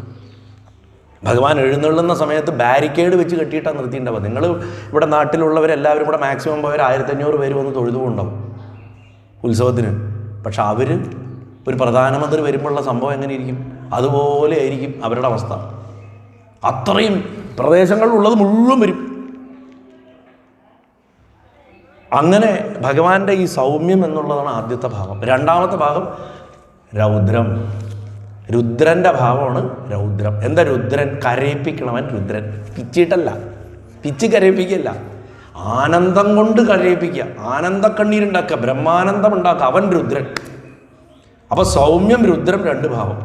ഇനി ഇത് രണ്ടുമല്ല, സൗമ്യഭാവവും ഇല്ല, രൗദ്രഭാവവും ഇല്ല, നിശ്ചേഷ്ടഭാവം, ചേഷ്ടകളില്ലാത്ത, ആക്ഷൻ ഇല്ലാത്ത നിശ്ചലമായിട്ടുള്ള ഭാവം. അതിനെ യോഗം എന്ന് പറയും. യോഗത്തിൻ്റെ ഭാവം. ആ യോഗഭാവം കഴിഞ്ഞാൽ പിന്നെ വരുന്ന ഭാവമാണ് നടനം. സൗമ്യം പറഞ്ഞു, രൗദ്രം പറഞ്ഞു, നിശ്ചലത പറഞ്ഞു, യോഗമായിട്ട് പറഞ്ഞു. യോഗച്ചാൽ ആത്മാവിൽ തന്നെ ലയിച്ചിരിക്കുക. ഭഗവാൻ തപസ് ചെയ്യണ ഭാവം കണ്ടിട്ടില്ലേ? അവനവൻ്റെ സ്വാത്മാവിൽ ആത്മാരാമനായിട്ട് അവനവൻ്റെ ആത്മാവിൽ ലയിച്ചിട്ട് ബോധം മാത്രം, ശരീരം മറന്നു, മനസ്സ് മറന്നു, ഒക്കെ മറന്നു. ഞാൻ നേരത്തെ പറഞ്ഞു ബോധത്തിനെ എങ്ങനെ കണ്ടുപിടിക്കണമെന്ന്. ആ ബോധത്തിനെ നമ്മൾ കണ്ടുപിടിച്ചാൽ നമ്മളൊക്കെ ശിവനാവും. നമ്മളൊക്കെ ശിവനാക്കാനാണ് ആ ശിവൻ കഷ്ടപ്പെടുന്നത്. ശിവൻ മാത്രമാണ് പറയണത് നീ ശിവനാവുമെന്ന്. നമുക്കൊരിക്കലും നാരായണനാവാൻ പറ്റില്ല, നാരായണനാവാൻ സാധിക്കില്ല. നാരായണോഹെന്ന് എവിടെയും എഴുതിയിട്ടുണ്ടാവില്ല, കണ്ടിട്ടുണ്ടാവും. ശിവോഹെന്ന് എഴുതുള്ളൂ. ഞാൻ ശിവനാണ്, ഞാൻ ശിവനാണ്, അങ്ങനെ ശിവനെ ആവാൻ പറ്റുള്ളൂ. അതൊരവസ്ഥയാണ്. അത് നിങ്ങൾ കരുതുന്ന മാതിരി ശംഖചക്ര കഥാപത്മത്തോട് ഗുരുവായൂരപ്പൻ്റെ രൂപത്തിൽ നിൽക്കുന്ന ആളെന്നോ അല്ലെങ്കിൽ ജടാമകുടത്തോടു കൂടി ശൂലം പിടിച്ച് നിൽക്കുന്ന ആളെന്നോ അങ്ങനെ ഒന്നും അർത്ഥമില്ല. പറയുമ്പോഴേക്കും മമ്മിയൂരപ്പൻ്റെ ആൾ വന്നു. അപ്പോൾ ഒരു ഇത്തരത്തിൽ ആ ബോധത്തിൽ ലയിച്ചിരിക്കണ ഭഗവാൻ സക്രിയനായാൽ, പ്രപഞ്ചത്തിൽ പ്രവർത്തിക്കാൻ തുടങ്ങിയാൽ അതിനെയാണ് നമ്മൾ നടനം എന്നാ പറയുന്നത്. ആ നടനം 3 തരത്തിലാണ്. ഏറ്റവും പ്രധാനമായിട്ട് അനവധി തരം നടനങ്ങളുണ്ട്. ശിവൻ്റെ നടനങ്ങൾക്ക് അവസാനമില്ല. ശിവൻ എടുക്കുന്ന കാലും ഈ കൈകളും കൊണ്ട് ചെയ്യുന്ന ആ പ്രക്രിയകൾക്ക് അനവധി കോമ്പിനേഷൻസ് ഉണ്ട്. അതിനെ കരണങ്ങൾ എന്ന് പറയും. ഭരതനാട്യത്തിലൊക്കെ നൃത്തത്തിൽ 108 കരണങ്ങളാണ്. മനുഷ്യനെ കൊണ്ട് 108 കരണം ചെയ്യാൻ പറ്റില്ല. മര്യാദയ്ക്ക് ചെയ്യാൻ പറ്റുന്നത് വളരെ കുറവാണ്. ഭഗവാൻ ചെയ്യണത് പലതും സാധിക്കില്ല, അമ്മയ്ക്ക് പോലും സാധിക്കില്ല എന്നാണ്. അതൊരു കഥ തന്നെയുണ്ട് ചിദംബരത്ത്. അമ്മ ഞാനാണ് ബെസ്റ്റ് ഡാൻസർ, അങ്ങല്ല എന്ന് പറഞ്ഞു. അപ്പോൾ അത് 2 കഥയുണ്ട്. വേറൊരു കഥയുണ്ട്, അത് സമയം അനുസരിച്ച് ഞാൻ പറയാം. അപ്പോൾ പല വിധത്തിലുള്ള കരണങ്ങൾ ചെയ്തു, അതൊക്കെ അമ്മയും ചെയ്തു. ഭഗവാൻ എന്ത് കരണം നിങ്ങൾ കണ്ടിട്ടുണ്ടാവും. ശിവക്ഷേത്രങ്ങളിലൊക്കെ തമിഴ്നാട്ടിൽ പോയി കഴിഞ്ഞാൽ ഭഗവാൻ പല രീതികളിൽ നിൽക്കുന്ന രൂപങ്ങളാണ് കരണങ്ങൾ. 108 കരണങ്ങളിലാണ് പ്രധാനം. അങ്ങനെ ഭഗവാൻ പലവിധ കാരണങ്ങളൊക്കെ ചെയ്ത് അവസാനം അമ്മയെ ഒരു തരത്തിലും തോൽപ്പിക്കാൻ പറ്റില്ല. കാരണം ഭഗവാൻ കൈ കുത്തിയെന്ന് തലകീഴായിട്ട് നിന്നിട്ട് ഊർധ്വതാണ്ഡവം എന്ന് പറയും. അപ്പം സ്ത്രീയുടെ സഹജ സ്വഭാവം വെച്ചിട്ട് സഭ്യതയല്ല തലകുത്തി നിന്നിട്ട്. അതുകൊണ്ട് അമ്മ അടങ്ങി മിണ്ടാണ്ടിരുന്നു എന്ന്. അപ്പോൾ ഭഗവാൻ ഒരു ടെക്നിക്ക് പ്രയോഗിച്ചിട്ടാണ് അമ്മയെ തോൽപ്പിച്ചെങ്കിലും പറഞ്ഞു, നീ എനിക്ക് തുല്യം വേറൊരാളില്ല, അത് നീ തന്നെയാണ്, വേറെ ആരുമില്ല, നീ സന്തോഷമായിട്ടിരിക്കുകയെന്ന് പറഞ്ഞു. അപ്പോൾ അമ്മ പറഞ്ഞു, എന്താണെങ്കിലും കാളി രൂപത്തിലാണ് ആ നൃത്തം നടന്നത്. അപ്പോൾ പറഞ്ഞു, ഞാൻ എന്നാലും അങ്ങ് എന്നെ ഇതിൽ തോൽപ്പിച്ച സ്ഥിതിക്ക് ഞാൻ ഈ ചിദംബര ക്ഷേത്രത്തിൽ ഇരിക്കില്ല, ഞാൻ അതിർത്തിയിൽ പോയിട്ട് ഇരുന്നോളാം എന്ന് പറഞ്ഞിട്ട്, അതിർത്തി എല്ലൈ എന്ന് പറയും തമിഴിൽ, എല്ലയിൽ പോയിട്ടിരുന്നാണ് എല്ലൈക്കാളി, തില്ലൈക്കാളി എല്ലൈക്കാളി എന്ന് പറയും. തില്ലയിച്ച തില്ല മരങ്ങളുള്ള സ്ഥലം ചിദംബരം, തില്ലയിലെ കാളി എല്ലയിലെ കാളിയായിരുന്നു, അവിടെ പോയിട്ട് ഇരുന്നു എന്നാണ് പറയുക, ആ ബോർഡറിൽ പോയിട്ട്. അപ്പോൾ ഞാൻ നേരത്തെ പറഞ്ഞു വന്നത് എന്താ വെച്ചാൽ, ഈ നടരാജൻ്റെ വിഗ്രഹമുണ്ടായ ഒരു കഥയുണ്ട്. അത് പുരാണത്തിലുള്ളതൊന്നുമല്ല, തമിഴ്നാട്ടിൽ ചോഴകാലത്ത് തൊട്ടിട്ട് കേൾക്കുന്ന പ്രസിദ്ധമായിട്ടൊരു കഥയാണ്. ഏതോ രാജാവ്, ചോഴ രാജാവ്, തൻ്റെ സ്വപ്നത്തിൽ ഭഗവാന്റെ ഒരു വിശേഷപ്പെട്ട വിഗ്രഹം ഉണ്ടാക്കി പ്രതിഷ്ഠിക്കണമെന്ന് സ്വപ്നം കണ്ടു. രൂപമൊന്നും അറിയില്ല, ശിവന് വിഗ്രഹമില്ലല്ലോ, ശിവനെ എല്ലാവരും സാധാരണ ശിവലിംഗമായിട്ടല്ലേ വയ്ക്കുക. അപ്പോൾ അദ്ദേഹത്തിനൊരു വിഗ്രഹ രൂപം വേണം എന്ന് പറഞ്ഞിട്ട് സ്വപ്നം കണ്ടു. ഉടനെ ഇത്ര ദിവസത്തിൻ്റെ ഉള്ളിൽ പ്രതിഷ്ഠിച്ചാലേ അതിലെന്തോ ചൈതന്യം വരുമെന്നോ അങ്ങനെ എന്തോ ഒരു കണ്ടീഷൻ കണ്ടു.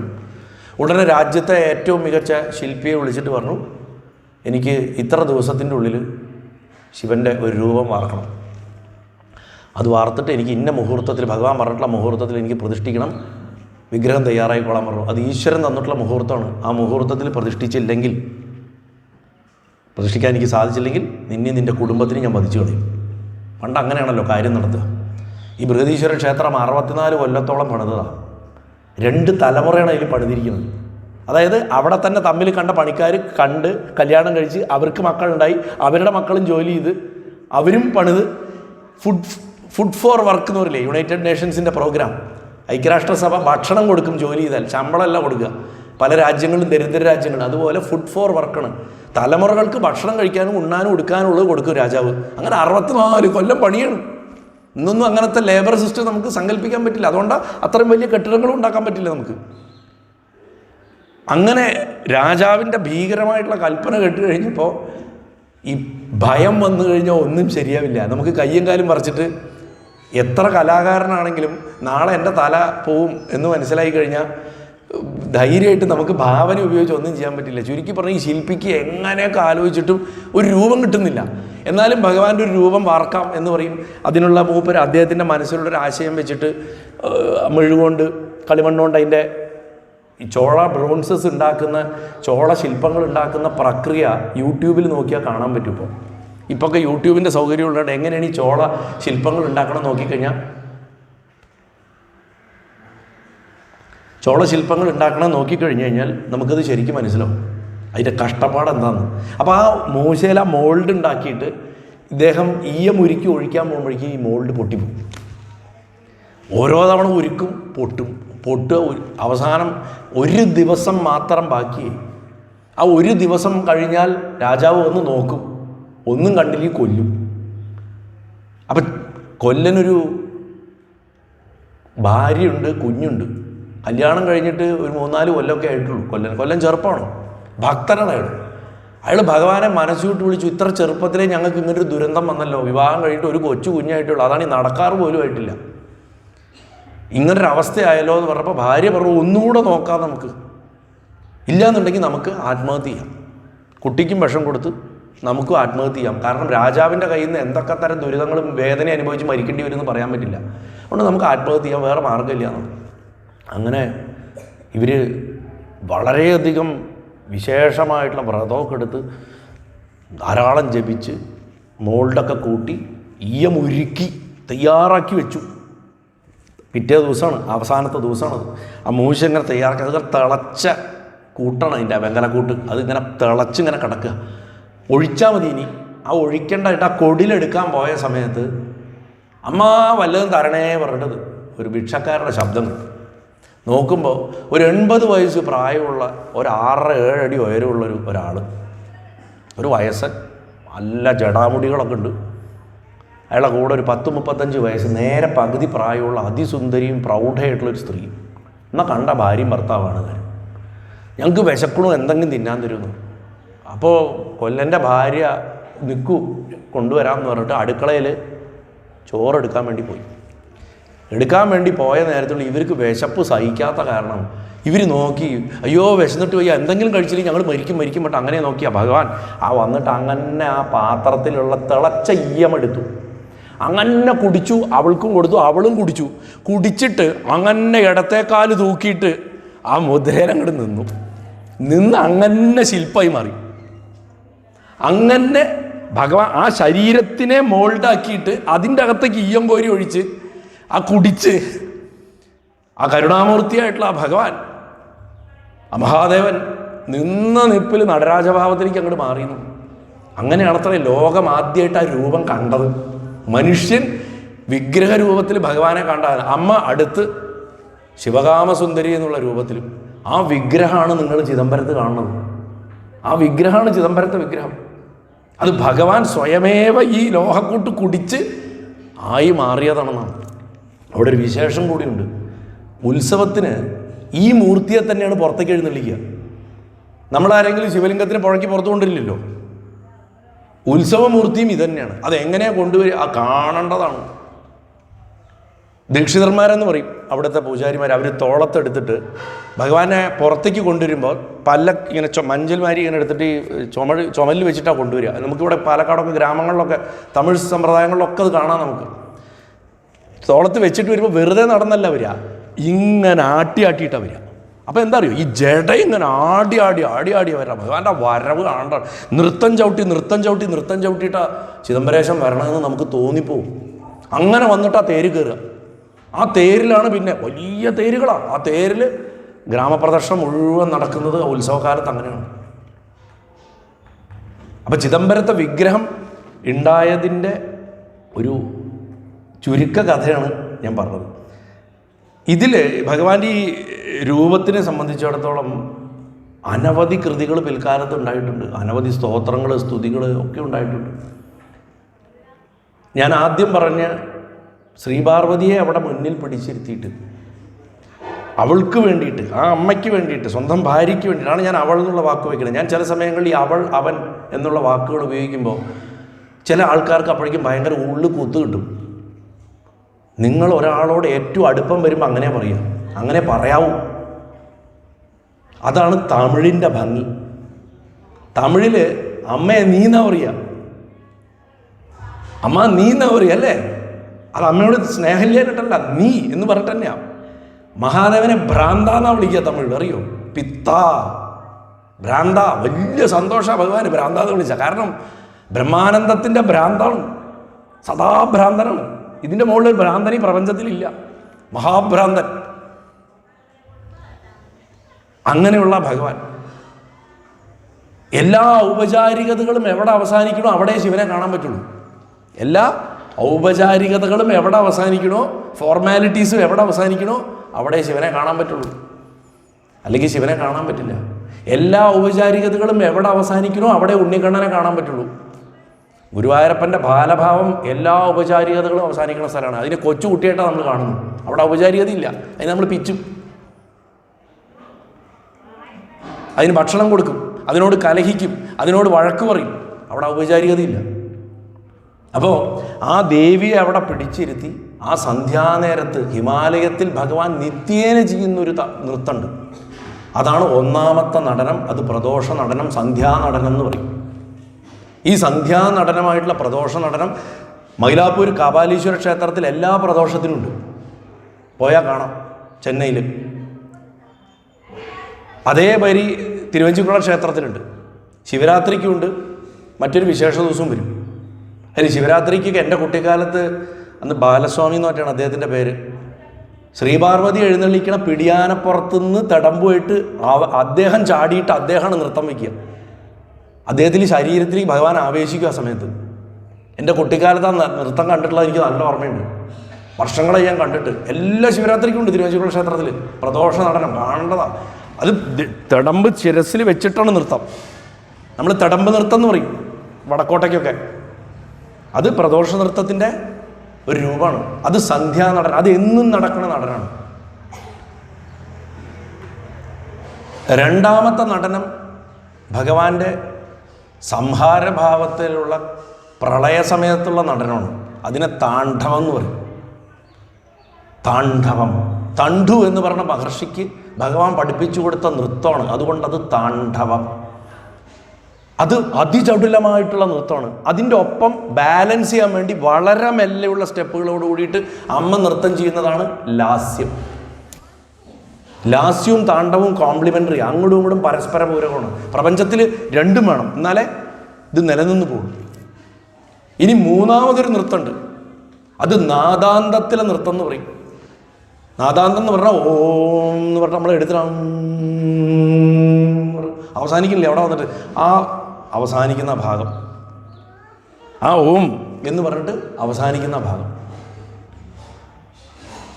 അതിനെ നാദാന്തം എന്ന് പറയും. ആ നാദാന്തം നമ്മുടെ സഹസ്രാര ഇവിടെ ഈ പോയിൻ്റ്. അത് യോഗികൾക്ക് അത് ശരിക്കും മനസ്സിലാവും. കുണ്ഡലിനി ഉയർന്ന് ഈ ചക്രങ്ങളെ ഓരോന്ന് ഭേദിച്ചിട്ട് ഈ എന്താ പറയുക, മൂലാധാരം, സ്വാധിഷ്ഠാനം, മണിപൂരകം, അനാഹതം, വിശുദ്ധി, ആജ്ഞ, സഹസ്രാരത്തിലേക്ക് അത് എത്തുമ്പോൾ അതാണ് നാദാന്തം. നമ്മൾ മുരുകൻ്റെ പാട്ടുകളിൽ പാടും നാദാന്തത്തിൻ ദൈവം മുരുകൻ, ഹര ഹര ഹര ഹര ഹര ഹര മുരുക എന്ന് പറയും തമിഴിൽ. സിദ്ധാന്തം എന്ന് പറഞ്ഞാൽ നമ്മുടെ നാട്ടിൽ സിദ്ധാന്തം പറഞ്ഞാൽ തിയറി എന്നാണ് അർത്ഥം. ശരിക്കും സിദ്ധാന്തമല്ല, സിദ്ധിയുടെ ഹൈറ്റ് മാക്സിമം, അത് ബ്രഹ്മജ്ഞാനമാണ്. സഹസ്രാരം തുറക്കണതിനാണ് സിദ്ധാന്തം. സിദ്ധാന്തത്തിൻ അത് അൻപേ മുരുകൻ, അഴകേ മുരുകൻ, ആനന്ദത്തിൻ അളവേ മുരുകൻ, സിദ്ധാന്തത്തിൻ ദൈവൻ മുരുകൻ, നാദാന്തത്തിൻ നാഥൻ മുരുകൻ, ഹരഹര ഹരഹര ഹരഹര മുരുകൻ, ഇങ്ങനെയൊക്കെ പാട്ടുകളുണ്ട്. ഇത് വെറും പാട്ടല്ല, ഇതിൻ്റെ അകത്തൊക്കെ അത്ര അർത്ഥമാണ്. അതേ ആ നാദാന്തത്തിൽ ഭഗവാന്റെ നൃത്തം, അതായത് നമുക്ക് ബ്രഹ്മാനന്ദത്തിൻ്റെ ആ പരകോടി അതെന്താന്ന് തിരിച്ചറിയുന്ന സമയത്ത് എന്ത് ശരീരത്തിൽ സംഭവിക്കുന്നു, ആ ബ്രഹ്മാനന്ദത്തിൽ മുഴുകി നിൽക്കുന്ന ആ അവസ്ഥയാണ് നാദാന്തത്തിലെ നൃത്തം എന്ന് പറയും. അതാണ് ചിദംബര നടനം. അത് ചിദംബരത്ത് നമുക്ക് കാണാവുന്ന രൂപത്തിൽ ഭഗവാൻ ചെയ്തിരിക്കണമെന്നാണ് സങ്കല്പം. ഇതാണ് മൂന്നാമത്തെ ഏറ്റവും പ്രസിദ്ധമായിട്ടുള്ള നടനം. ഇനി വേറെ അനവധി താണ്ഡവങ്ങളും നടനങ്ങളും ഉണ്ട് ഭഗവാന്റെ. ശിവൻ മുദ്രകളിൽ കൂടെ സംസാരിക്കുന്ന ദേവനാണ്. സിനിമയിലും സീരിയലും, ഞാൻ തമാശയ്ക്ക് പറഞ്ഞു, സിനിമയിലും സീരിയലിലും കാണുന്ന മാതിരി ശിവൻ സംസാരിക്കില്ല. ശിവൻ്റെ ശബ്ദം കേൾക്കുന്നത് അപൂർവമാണ്. ഭഗവാൻ സംസാരിക്കാറില്ല. 3 തരത്തിൽ മനുഷ്യ ശരീരത്തിൽ ഊർജ്ജം നഷ്ടപ്പെടണം ഞാൻ എപ്പോഴും പറയാറുണ്ട്. എല്ലാ പ്രഭാഷണങ്ങളും ഞാൻ പറയാറുണ്ട്. നമ്മളൊക്കെ നമ്മുടെ ഊർജ്ജം നഷ്ടപ്പെടുത്തി കളയണത് 3 തരത്തിലാണ്. 1, വെറുതെ വർത്തമാനം പറഞ്ഞിട്ട്. 2, ഒരുപാട് ഭക്ഷണം കഴിച്ചിട്ട്. 3, ലൈംഗിക പ്രവർത്തികളിൽ. ഈ 3 എണ്ണത്തിൽ കൂടെ നഷ്ടപ്പെടുന്ന ഊർജത്തിനെ സംരക്ഷിച്ചാൽ അത് ആധ്യാത്മിക ഊർജ്ജമായിട്ട് മാറും. എല്ലാ വ്രതങ്ങളുടെയും അടിസ്ഥാനം അതാണ്. മൗനമായിട്ടിരിക്കുക, അനാവശ്യമായിട്ട് ലഘുവായ ആഹാരം കഴിക്കുക, അരിയെ കഴിക്കാൻ പാടില്ലാത്തുള്ളൂ പറഞ്ഞിട്ട് ഒരു ടണ്ണ് ഗോതമ്പ് തിന്നുക, അതല്ല. പിന്നെ ഈ ബ്രഹ്മചര്യം അനുഷ്ഠിക്കുക. ഇത് 3ഉം ചെയ്താൽ തന്നെ ഒരുത്തൻ്റെ ആധ്യാത്മിക ഊർജ്ജം തന്നെ കയറും. ഇതിൻ്റെ ഹൈറ്റാണ് നമ്മളിപ്പോൾ ഗുരുവായൂരൊക്കെ മേൽശാന്തിക്കൊക്കെ ഉള്ള വ്രതം. രാവിലെ തൊട്ട് ജലപാനം പാടില്ല. അദ്ദേഹം വിവാഹിതനാണെങ്കിൽ പത്നി ആ ക്ഷേത്രത്തിൽ അദ്ദേഹം അവിടെ നിൽക്കുമ്പോൾ വന്ന് തൊഴാൻ പോലും പാടില്ല. ആ സാന്നിധ്യമുള്ള സമയത്ത് തമ്മിൽ കാണാൻ പോലും പാടില്ല 6 മാസക്കാലം. മിതമായ ഉറക്കം, അനാവശ്യ സംസാരം പാടില്ല. കാരണം ആ വിഗ്രഹത്തിൽ നമ്മൾ തൊഴുന്ന ഭഗവാന്റെ ചൈതന്യം അദ്ദേഹത്തിൻ്റെ ആത്മാവുമായിട്ട് ബന്ധിപ്പിച്ച് വെച്ചിരിക്കണത് 6 മാസം. ഇതിനൊരു കുഴപ്പം വരരുത്, അപ്പുറത്ത് എന്തെങ്കിലും പ്രശ്നമായിക്കളയും. ഇവിടെ വല്ല പ്രശ്നം വന്നു കഴിഞ്ഞാൽ ഇതുപോലെയാണ്. അപ്പം മഹാദേവൻ ഭക്ഷിക്കുന്നില്ല. നമുക്കാണ് നേദ്യങ്ങളുടെ ആവശ്യം. ഞാൻ പറയും, ഭഗവാന്മാർ ഭക്ഷണം കഴിക്കാൻ തുടങ്ങി കഴിഞ്ഞാൽ പിന്നെ അമ്പലങ്ങളിൽ ആരെങ്കിലും എന്തെങ്കിലും ചീട്ടാക്കുമോ? വീട്ടിൽ കൊണ്ടുപോകാൻ പ്രസാദം കിട്ടിയില്ലെങ്കിൽ ആരെങ്കിലും ചീട്ടാക്കുമോ? ചീട്ടാക്കില്ല. അതിൽ തന്നെ മഹാദേവന് ഭക്ഷണമേ വേണ്ട.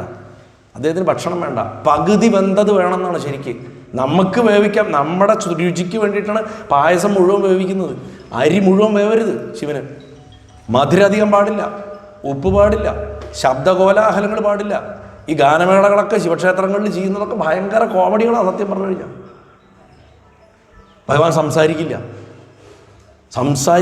ജപം പോലും മാനസമാണ് ഏറ്റവും നല്ലത് ശിവക്ഷേത്രങ്ങളിലെന്ന് പറയും. അത്ര പോലും ഭഗവാന്റെ തപസ്സിന് ബുദ്ധിമുട്ടുണ്ടാക്കരുത്. ആ ചണ്ഡികേശ്വരനെ പോലും ഇങ്ങനെ കൊട്ടിത്തൊഴണം എന്തിനാ? ധ്യാനത്തിലാണ്. അപ്പം അഖണ്ഡ ബ്രഹ്മചര്യം. ശിവനും പാർവതിക്കും കുഞ്ഞുങ്ങൾ ഉണ്ടായിട്ടുള്ളത് മുഴുവൻ യോഗവിദ്യയാണ്, അല്ലാണ്ട് മനുഷ്യരെ പോലെ ശരീരങ്ങൾ ചേർന്നിട്ടല്ല. ശിവന്റെ പൂർണ്ണപുത്രനാണ് മുരുകൻ, സ്ത്രീയില്ല മുരുകനിൽ. ഗണപതി അമ്മയുടെ പൂർണ്ണപുത്രനാണ്, ശിവനില്ല ഗണപതിയിൽ, പൂർണ്ണമായിട്ടും ദേവിയാണത്. കാളി എന്ന് പറഞ്ഞാൽ പൂർണ്ണമായും ശിവനായ സ്ത്രീയാണ്, പൂർണ്ണമായും ശിവനായ സ്ത്രീയാണ്. അതിൻ്റെ ഒറിജിൻ നോക്കിയാൽ നമുക്ക് മനസ്സിലാവും. അതുകൊണ്ടാണ് ഗണത്തിൽപ്പെടുത്തിയിരിക്കുന്ന അമ്മയെ, ഭൂതഗണങ്ങളിലാണ് പെടുത്തിയിരിക്കുന്നത്. വീരഭദ്രൻ ഭഗവാന്റെ പൂർണ്ണമായിട്ടും ഭഗവാൻ എന്നുണ്ടായിട്ടുള്ള ആളാണ്. ഇതൊന്നും ഒരു ഭാര്യ ഭർത്താവ് അവരുടെ ദാമ്പത്യത്തിൽ ഉണ്ടാവണ കുഞ്ഞുങ്ങളല്ല ഇതൊന്നും. ഇത് മുഴുവൻ യോഗവിദ്യയാണ്. അപ്പം അതുകൊണ്ട് വ്രതം എന്ന് പറഞ്ഞു കഴിഞ്ഞാൽ ശിവന്റെ വ്രതമാണ് ഏറ്റവും വലിയ വ്രതം, അത് യാതൊരു സംശയമില്ല.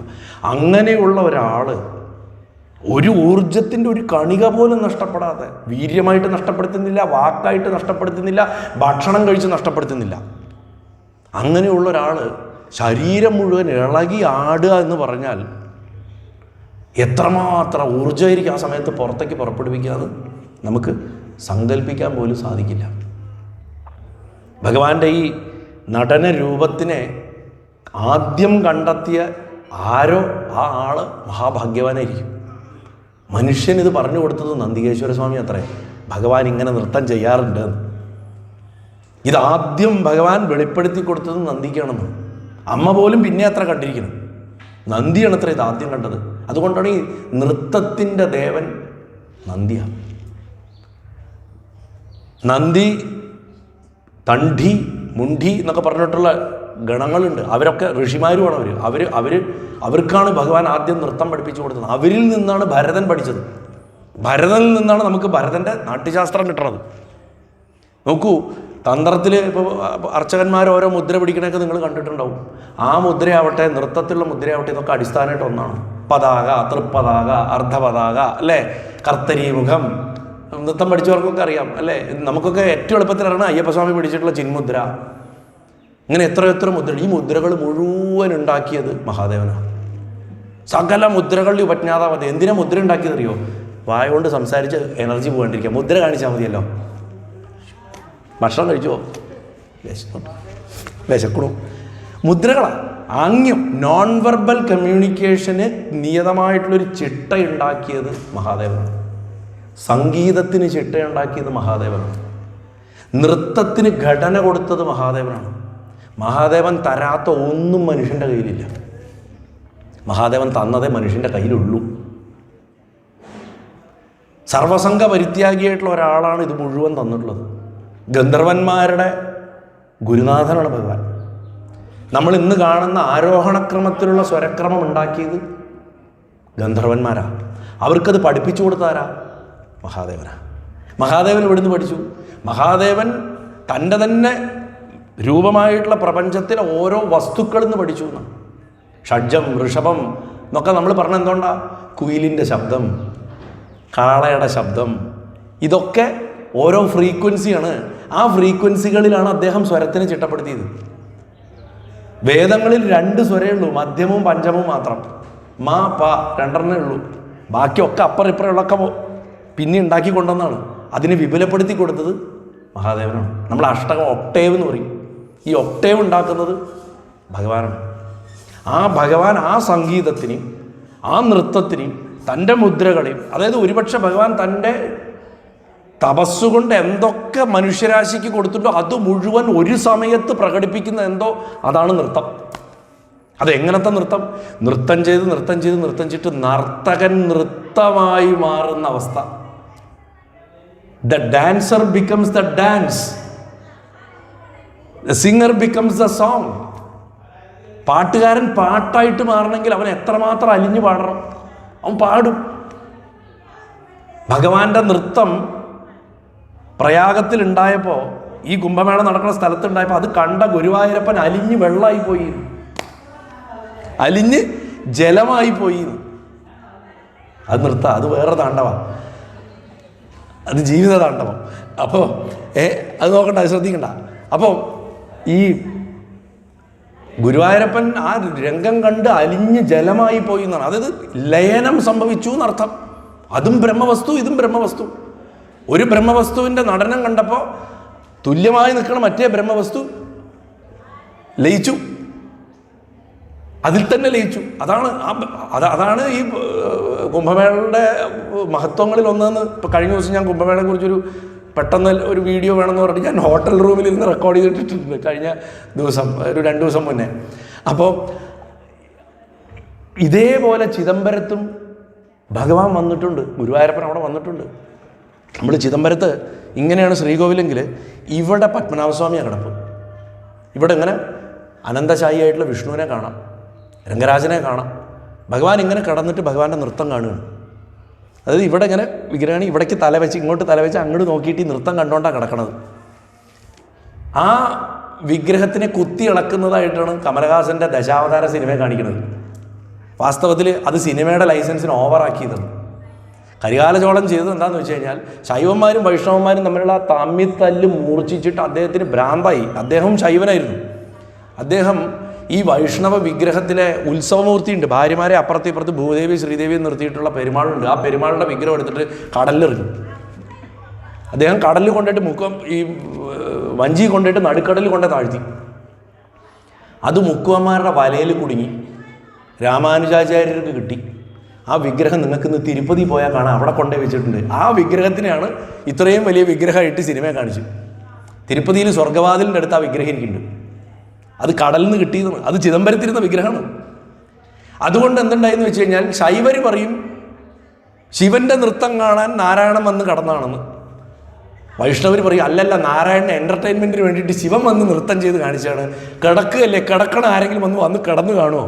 വന്ന ആളാണെങ്കിൽ ഇരുന്നല്ലേ കാണുള്ളൂ. ഇത് കിടക്കണ ആളായതുകൊണ്ട് അവിടെ വന്ന് നൃത്തം ചെയ്ത് കാണിച്ചാണെന്ന് അവർ പറയും. ഇങ്ങനെ അടി മൂർച്ഛിച്ചിട്ട് 19-ാം നൂറ്റാണ്ടായപ്പോഴേക്കും നടരാജനാണോ രംഗരാജനാണോ വലുത് ആ അമ്പലത്തിലെ ചിദംബരം ക്ഷേത്രം വൈഷ്ണവരാണോ ശിവൻ്റെ ആണോ എന്നുള്ള പ്രശ്നം മൂർച്ഛിച്ചു. അന്നത്തെ നാടുവാഴി ഒരു വൈഷ്ണവനായിരുന്നു. അദ്ദേഹം അമ്പലം വൈഷ്ണവരുടെ ആണെന്ന് ആക്കി. അത് വലിയ പ്രശ്നങ്ങളുണ്ടാക്കി. ചിദംബരത്തെ ദീക്ഷിതന്മാരുടെ ഭാര്യമാർ, സ്ത്രീകൾ, ഞാനത് ഏതോ ഒരു പ്രഭാഷണത്തിൽ അടുത്ത കാലത്ത് പറഞ്ഞിരുന്നു. കയ്യിലില്ലേ നമ്മൾ തവി, നമ്മൾ ഈ കറിയൊക്കെ എടുക്കണ തവിയുടെ അറ്റം പൊട്ടിച്ചിട്ട് ചിദംബരം ഗോപുരത്തിൻ്റെ മുകളിൽ കയറിയിട്ട് കഴുത്ത് കയറിയിട്ട് താഴോട്ട് ചാടി 300-ലധികം സ്ത്രീകൾ ആത്മഹത്യ ചെയ്തു. അത് ബ്രിട്ടീഷ് ഗവൺമെൻറ്റിനെ അവിടേക്ക് ശ്രദ്ധിപ്പിക്കാൻ നോക്കി. അത് ആർക്കോട്ട് നവാബിൻ്റെ കീഴിലോട്ടാണ് ഈ സ്ഥലം. അവർ എക്സ്പ്ലനേഷൻ ചോദിച്ചു. അവസാനം അവരിടപെട്ടു. അമ്പലം പൂട്ടിയിട്ടിട്ട് വിചാരണയൊക്കെ നടത്തി. അത് ശൈവക്ഷേത്രം തന്നെയാണെന്ന് പറഞ്ഞ് കൽപ്പിച്ച് അവരന്ന് കൊടുത്തുകൊണ്ടാണ് ഇന്ന് ചിദംബരം ഇന്നും ശിവക്ഷേത്രമായിട്ട് നിൽക്കുന്നത്. ഇങ്ങനെയൊക്കെ സംഭവിച്ചിട്ടുണ്ട്. ഞാനതൊരു ഇത്തിരി ചരിത്രം അതിൻ്റെ ഇടയിൽ ഒന്ന് പറഞ്ഞു പോയി എന്നേ ഉള്ളൂ. അപ്പോൾ സൃഷ്ടിയുടെയും സംഹാരത്തിൻ്റെയും അതേപോലെ തന്നെ അതിൻ്റെ ഇടയിലുള്ള സ്ഥിതിയുടെയും ഒരു വസ്തു സൃഷ്ടിക്കപ്പെട്ട അത് നിലനിന്ന് കഴിഞ്ഞാൽ അത് സംഹരിക്കപ്പെടണം, അത് ഇല്ലാണ്ടായി വീണ്ടും അതിൻ്റെ അടിസ്ഥാന ചേരുവകളായിട്ട് മാറ്റണം. അതിനെ ആ പ്രോസസ്സ് തിരോഭാവം എന്ന് പറയും. സംഹരിക്കപ്പെട്ടാൽ പിന്നെ കാണാണ്ടോ, സെപ്പറേറ്റായി. അനുഗ്രഹം എന്ന് പറഞ്ഞാൽ ഇതിനെ പിന്നെ എടുത്ത് സൂക്ഷിച്ച് വെക്കലാണ്. നമ്മൾ ഒരു സാധനം ഉണ്ടാക്കിയതിനൊക്കെ നട്ടും ബോൾട്ടൊക്കെ കഴിച്ച് വെവ്വേറെ ആക്കിയിട്ട് ഷെൽഫിലെടുത്ത് വയ്ക്കുക അടുത്ത സൃഷ്ടിക്ക് വരെ. അതാണ് സൃഷ്ടി, സ്ഥിതി, സംഹാരം, തിരോഭാവം, അനുഗ്രഹം. ഇത് പഞ്ചകൃത്യങ്ങളാണ്. ഇത് ചെയ്യണവളായതുകൊണ്ടാണ് ലളിതാ സഹസ്രനാമത്തിൽ പഞ്ചകൃത്യപരായണ എന്ന് പറയണത്.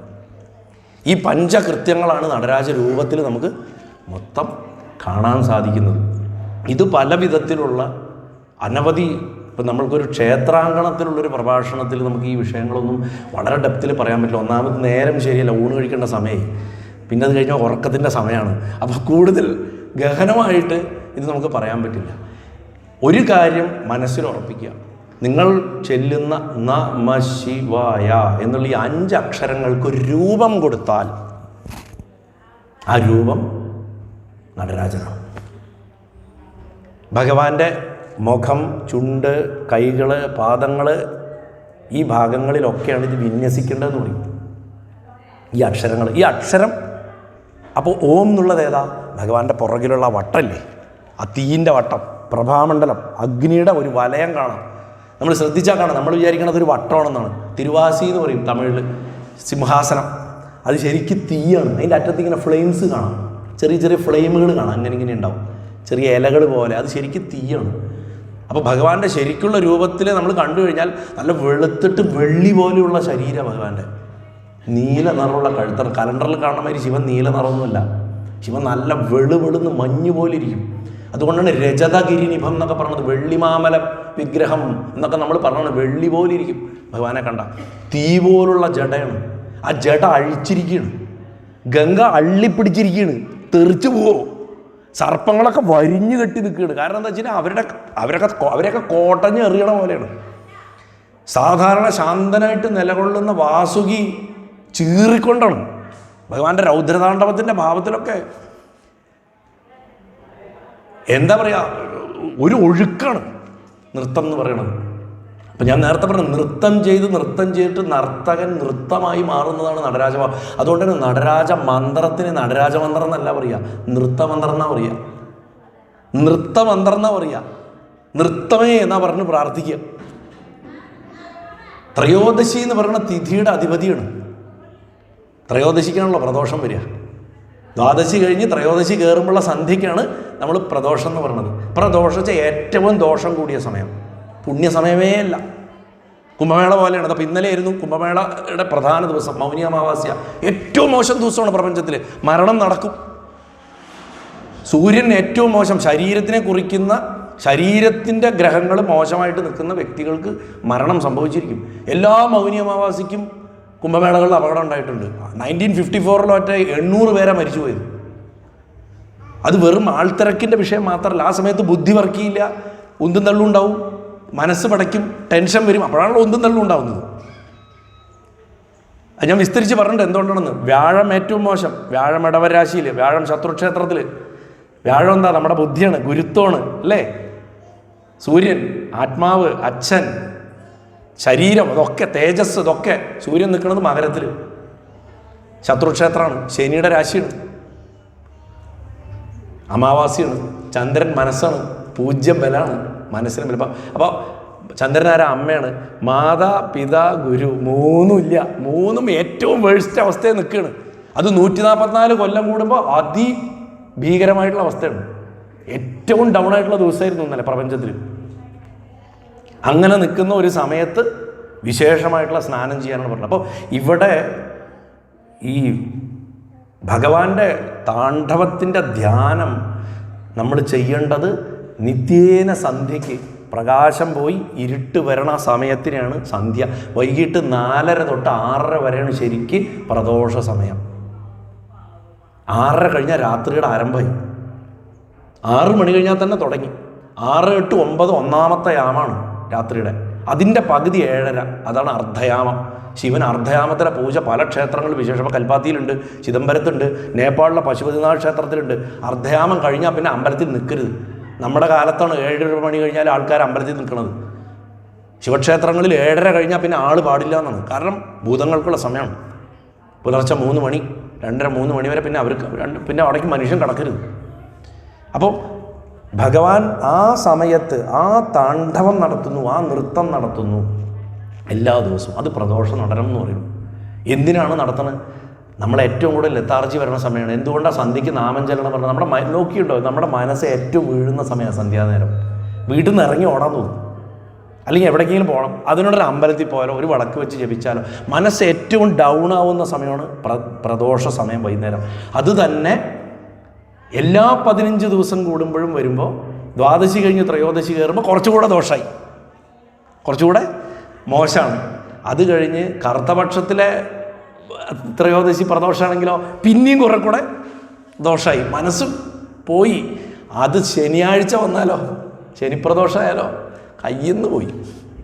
അതുകൊണ്ടാണ് ശനിപ്രദോഷം ലളിതമായ ജീവിതമായിരിക്കണം ആ ദിവസം. കോംപ്ലിക്കേറ്റഡ് ആയിട്ടുള്ള ഭക്ഷണം കഴിക്കരുത്. നോൺ വെജ് ഒക്കെ കഴിക്കുമ്പോൾ എന്താ വെച്ചാൽ കൂടുതൽ ഊർജ്ജം വേണം ശരീരത്തിന് ദഹിപ്പിക്കാൻ. അതുകൊണ്ടാണ് നോൺ വെജ് കഴിക്കരുതെന്ന് പറയുന്നത്. കൂടുതൽ ഊർജ്ജം ആവശ്യമാണ് ദഹിപ്പിക്കാൻ. അപ്പം ശനിപ്രദോഷം പോലുള്ള സമയങ്ങളിലും ഏത് പ്രദോഷത്തിലും എല്ലാ വൈകുന്നേരങ്ങളിലും ഈ മഹാദേവന് ഇത്രയ്ക്ക് പ്രാധാന്യം കൊടുക്കുകയും താണ്ഡവത്തിന് പ്രാധാന്യം കൊടുക്കുകയും ചെയ്തിരിക്കുന്ന കാരണം ഇതാണ്. ഇതിനൊരു പ്രത്യേകതയുണ്ട്. ഈ ഹിമാലയത്തിൽ നടക്കുന്ന പ്രദോഷ നൃത്തത്തിലെ നൃത്തത്തിന്, പ്രദോഷ നടനത്തിന് ഭഗവാന് 4 കൈയില്ല, 2 കൈയുള്ളൂ. താണ്ഡവത്തിലും നാദാന്തത്തിൽ ചിദംബരത്തിലുള്ള നൃത്തത്തിലും 4 കൈയാണ്.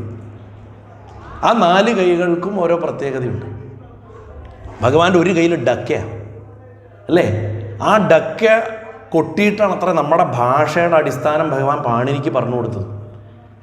ഈ പാണിനിയുടെ വേറൊരു പേര് ഞാൻ പല സ്ഥലത്തും ഞാൻ പറഞ്ഞിട്ടുണ്ട്. അദ്ദേഹത്തിൻ്റെ ശരിക്കുള്ള പേര് ലൗഹണൻ എന്നാണ്.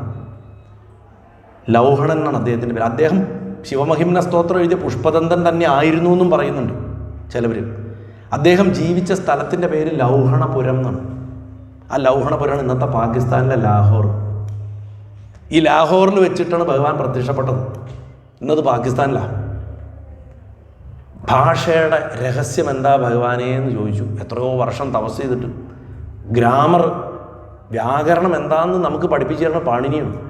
ആ പാണിനിക്ക് വ്യാകരണം പഠിപ്പിക്കാൻ ഭഗവാനേ ഉണ്ടായുള്ളൂ. അപ്പോഴും ശബ്ദിക്കില്ലല്ലോ. ദക്ഷിണാമൂർത്തി എങ്ങനെയിരിക്കുന്നത്? തെക്കോട്ട് നോക്കി മൗനമുദ്രയിലായിരിക്കണം, മിണ്ടാതെ ആയിരിക്കുന്നത്. ആ മനസ്സെന്ന് മനസ്സിലേക്കാണ് സകല അറിവും കൊടുക്കുന്നത്. അങ്ങനെ ഇരിക്കുന്ന ഭഗവാൻ പാണിനിയുടെ അടുത്ത് പിന്നെ മിണ്ടുവോ? മിണ്ടില്ല. പ്രത്യക്ഷപ്പെട്ടിട്ട് പാണിനി പ്രാർത്ഥിച്ചപ്പോൾ ഡക്ക കൊട്ടിന്ന്. അത് സംസ്കൃതം പഠിച്ചവർക്കൊക്കെ അറിയാതെ. നൃത്താവസാനെ നടരാജരാജോ നനാദടക്കാം നവപഞ്ചവാരം ഉദ്ധർത്തുകാമാൻ സനകാദിസിദ്ധാൻ ഏതദ്വിമർശേ ശിവസൂത്രജാലം. നവപഞ്ചവാരം 9 പ്രാവശ്യം ആദ്യം കൊട്ടി, പിന്നെ 5 പ്രാവശ്യം കൊട്ടി, 14 പ്രാവശ്യം. അതിൽ നിന്ന് 14 മഹേശ്വര സൂത്രങ്ങളുണ്ടായി. ഈ ലോകത്തിലെ സകല ഭാഷകളും ഈ 14 ശബ്ദങ്ങളെ അടിസ്ഥാനപ്പെടുത്തിയിട്ടാണ്. കാരണം ഈ നാക്കിന് വന്ന് അവിടെ ഇവിടെയും തുടർന്നുകൊണ്ടാണല്ലോ ഈ ശബ്ദം എന്നുള്ള ശബ്ദത്തിനെ മുറിച്ച് അക്ഷരാക്കാൻ പറ്റണത്. അതിൽ 14 തരത്തിലേ പറ്റുള്ളൂ. നാക്ക് 14 തരത്തിലെ തൊണ്ടയിൽ നിന്ന് ഈ ശബ്ദം വരുത്താൻ പറ്റുള്ളൂ. അപ്പോൾ ഈ 14 സൂത്രങ്ങളാണ് ഇതിൻ്റെ മുഴുവൻ അടിസ്ഥാനം. ഇതിനെ 7 സ്വരങ്ങളിലും കൂടെ കടത്തിക്കൊണ്ടുപോയാൽ അത് സംഗീതമായി. നോക്കൂ ഭഗവാൻ എത്ര രസമായിട്ടാണ് ചെയ്തു വെച്ചിരിക്കുന്നത്, എത്ര ഭംഗിയായി. അതിനെ എന്നിട്ട് ശരീരം കൊണ്ട് പ്രകടിപ്പിച്ചാൽ അത് നൃത്തമായി. ഇത് മുഴുവൻ ഭഗവാനിലും കൂടെയാണ് കടന്നു വരുന്നത്. അപ്പോൾ ആ ഡക്ക ശബ്ദപ്രപഞ്ചത്തിൻ്റെയും ദൃശ്യപ്രപഞ്ചത്തിൻ്റെയും ഒക്കെ സൃഷ്ടിയുടെ ലക്ഷണമാണ്. ഡക്ക എപ്പോഴും ശിവൻ്റെ കയ്യിലെ ഈ പഞ്ചകൃത്യങ്ങൾ, ഈ 5 കാര്യങ്ങളിലെ സൃഷ്ടിയാണ്. അപ്പോൾ സംഹാരം ഏതാ? അപ്പുറത്തെ കയ്യിൽ തീച്ചട്ടി ഉണ്ട്, അഗ്നിയാണ്, കാലാഗ്നിയാണ്. അതിനെ കൈ പിടിച്ചിട്ടാണ് നൃത്തം ചെയ്തത്. ഇത് രണ്ടും ബാലൻസ് ചെയ്ത് പിടിച്ചിട്ടാണ് ഈ ശരീരം മുഴുവൻ വെച്ച് കളിക്കുന്നത്. ഇത് മറിയൂല്ല. ഒരു വല്ലാത്ത അഭ്യാസീകരിക്കണം അങ്ങനെ കളിക്കാൻ സാധിക്കണമെങ്കിൽ. അത് ഒരു കാലിൽ, മറ്റേ കാലിൽ കുത്തുകയില്ല. ഒരിക്കലും ഇടത്തേക്കാൽ അദ്ദേഹം ഭൂമിയിൽ സ്പർശിക്കില്ല. വലത്തേക്കാല് ചവിട്ടി പിടിച്ചിരിക്കുന്നത് മുയലകൻ എന്ന് പറഞ്ഞൊരു അസുരൻ്റെ മേലെയാണ്. അവനെ അപസ്മാരം എന്ന് പറയും. ബുദ്ധിയുടെ ഇളക്കമാണ് അപസ്മാരം. അവനെ എങ്ങനെയാണ് ചവിട്ടിയിരിക്കണം? അവൻ്റെ നട്ടല് ചവിട്ടി ഒടിച്ചിരിക്കുകയാണ്. അവന് എണീക്കാൻ പറ്റില്ല. അവനിങ്ങനെ കിടക്കുക അവിടെ.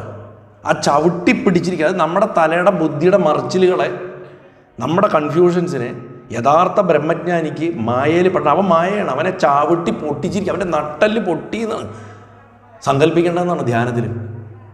നട്ടല് പൊട്ടി എണീക്കാൻ പറ്റാതെ കിടക്കുന്ന ഒരുത്തൻ, അവൻ ഇങ്ങനെ കിടന്ന് തൊഴുകണമെന്നിട്ട് ആ ചവിട്ടും കൊണ്ട് കിടന്നിട്ട് അവനെ മുയലകെന്നും പറയും, അപസ്മാരം എന്നും പറയും. അപ്പോൾ വലത്തേക്കാലാണ് ചവിട്ടിയിരിക്കുന്നത്. അതെന്താ? ഭൂസ്പർശം. നമ്മൾ ലൗകികതയിൽ ഈ ഭൂമിയിൽ നമ്മൾ നിൽക്കുമ്പോൾ നമ്മൾക്ക് അമർത്തി വെക്കേണ്ടത് മായയാണ്. മിഥ്യാജ്ഞാനങ്ങൾ, ഈ ശരീരമാണ് ഞാൻ എന്നുള്ള നമ്മുടെ ഈ ചിന്തയുണ്ടല്ലോ, ഇതെന്നാണ് സകല സ്വാർത്ഥത ഉണ്ടാകുന്നത്. ഇതിനെ അടിച്ച് പൊട്ടിക്കാനാണ് അവനെ ചവിട്ടി പിടിച്ചിരിക്കുക. എന്നിട്ട് വലത്തേക്കാൽ ഇടതുപദം തൂക്കിയാടും. ഗോപാലകൃഷ്ണഭാരതി ഈ എടുത്തിങ്ങനെ തൂക്കി നിൽക്കുകയാണ്. ആ തൂക്കി നിൽക്കണ കാലിങ്ങനെ, അതിൻ്റെ ഒരു ഭംഗിയുണ്ട്. ആ കാലിങ്ങനെ വെച്ചിട്ട് അതിലേക്ക് ഈ കയ്യിനെ ഇങ്ങനെ ചൂണ്ടിക്കാണിക്കുന്നുണ്ട് അല്ലേ? ഇങ്ങനെയല്ലേ നിൽക്കുന്നത്? ഈ കൈ കൊണ്ട് അഭയം കൊടുത്തിട്ട്, ഞാൻ നിങ്ങൾക്ക് അഭയം, ഞാനിരിക്ക ഭയമേന്നാ തമിഴിൽ പറയും. ഞാനിരിക്കുമ്പോൾ നിങ്ങൾക്ക് എന്തിനാ പേടി? പേടിച്ചാൽ എന്തിൻ്റെ പേടി? മരിക്കുമോ എന്നുള്ള പേടി. വേറെ പേടിയൊന്നും ഈ ലോകത്തിൽ ആർക്കും ഇല്ല. മരിച്ചു പോകുമോ എന്നുള്ളതാണ്. അതിന്നാണ് സകല സ്വാർത്ഥതയും അസൂയയും പ്രശ്നങ്ങളും ഒക്കെ ഉണ്ടാവണം. എനിക്കെന്തെങ്കിലും സംഭവിക്കുമോ? അതാണ് മരണഭയം. ആ മരണഭയം വേണ്ട. അതാണ് ഈ കൈ ആ പിടിച്ചത്. പിന്നെ ഈ കൈ ഇങ്ങനെ തൂക്കിയിട്ടിട്ട് ശ്രദ്ധിച്ചാൽ കാണാം, ഈ വിരൽ ഇങ്ങനെയാണ്. എവിടേക്കാണ് ചൂണ്ടിയിരിക്കുന്നത്? ഈ ഉയർത്തിയ കാലിലേക്കാണ്. എൻ്റെ കാലിനെയാണ് ആശ്രയിക്കേണ്ടത്. ഈ പാദത്തിൽ ആശ്രയിക്കുക, ശരണാഗതി. ആ പാദത്തിൽ ആശ്രയിക്കുക, നിനക്ക് മുയലകനെ ചവിട്ടാൻ പറ്റും. ഇങ്ങനെ നിന്നിട്ട് ആ ഒരു കാല് വെച്ചുള്ള നൃത്തമാണ്.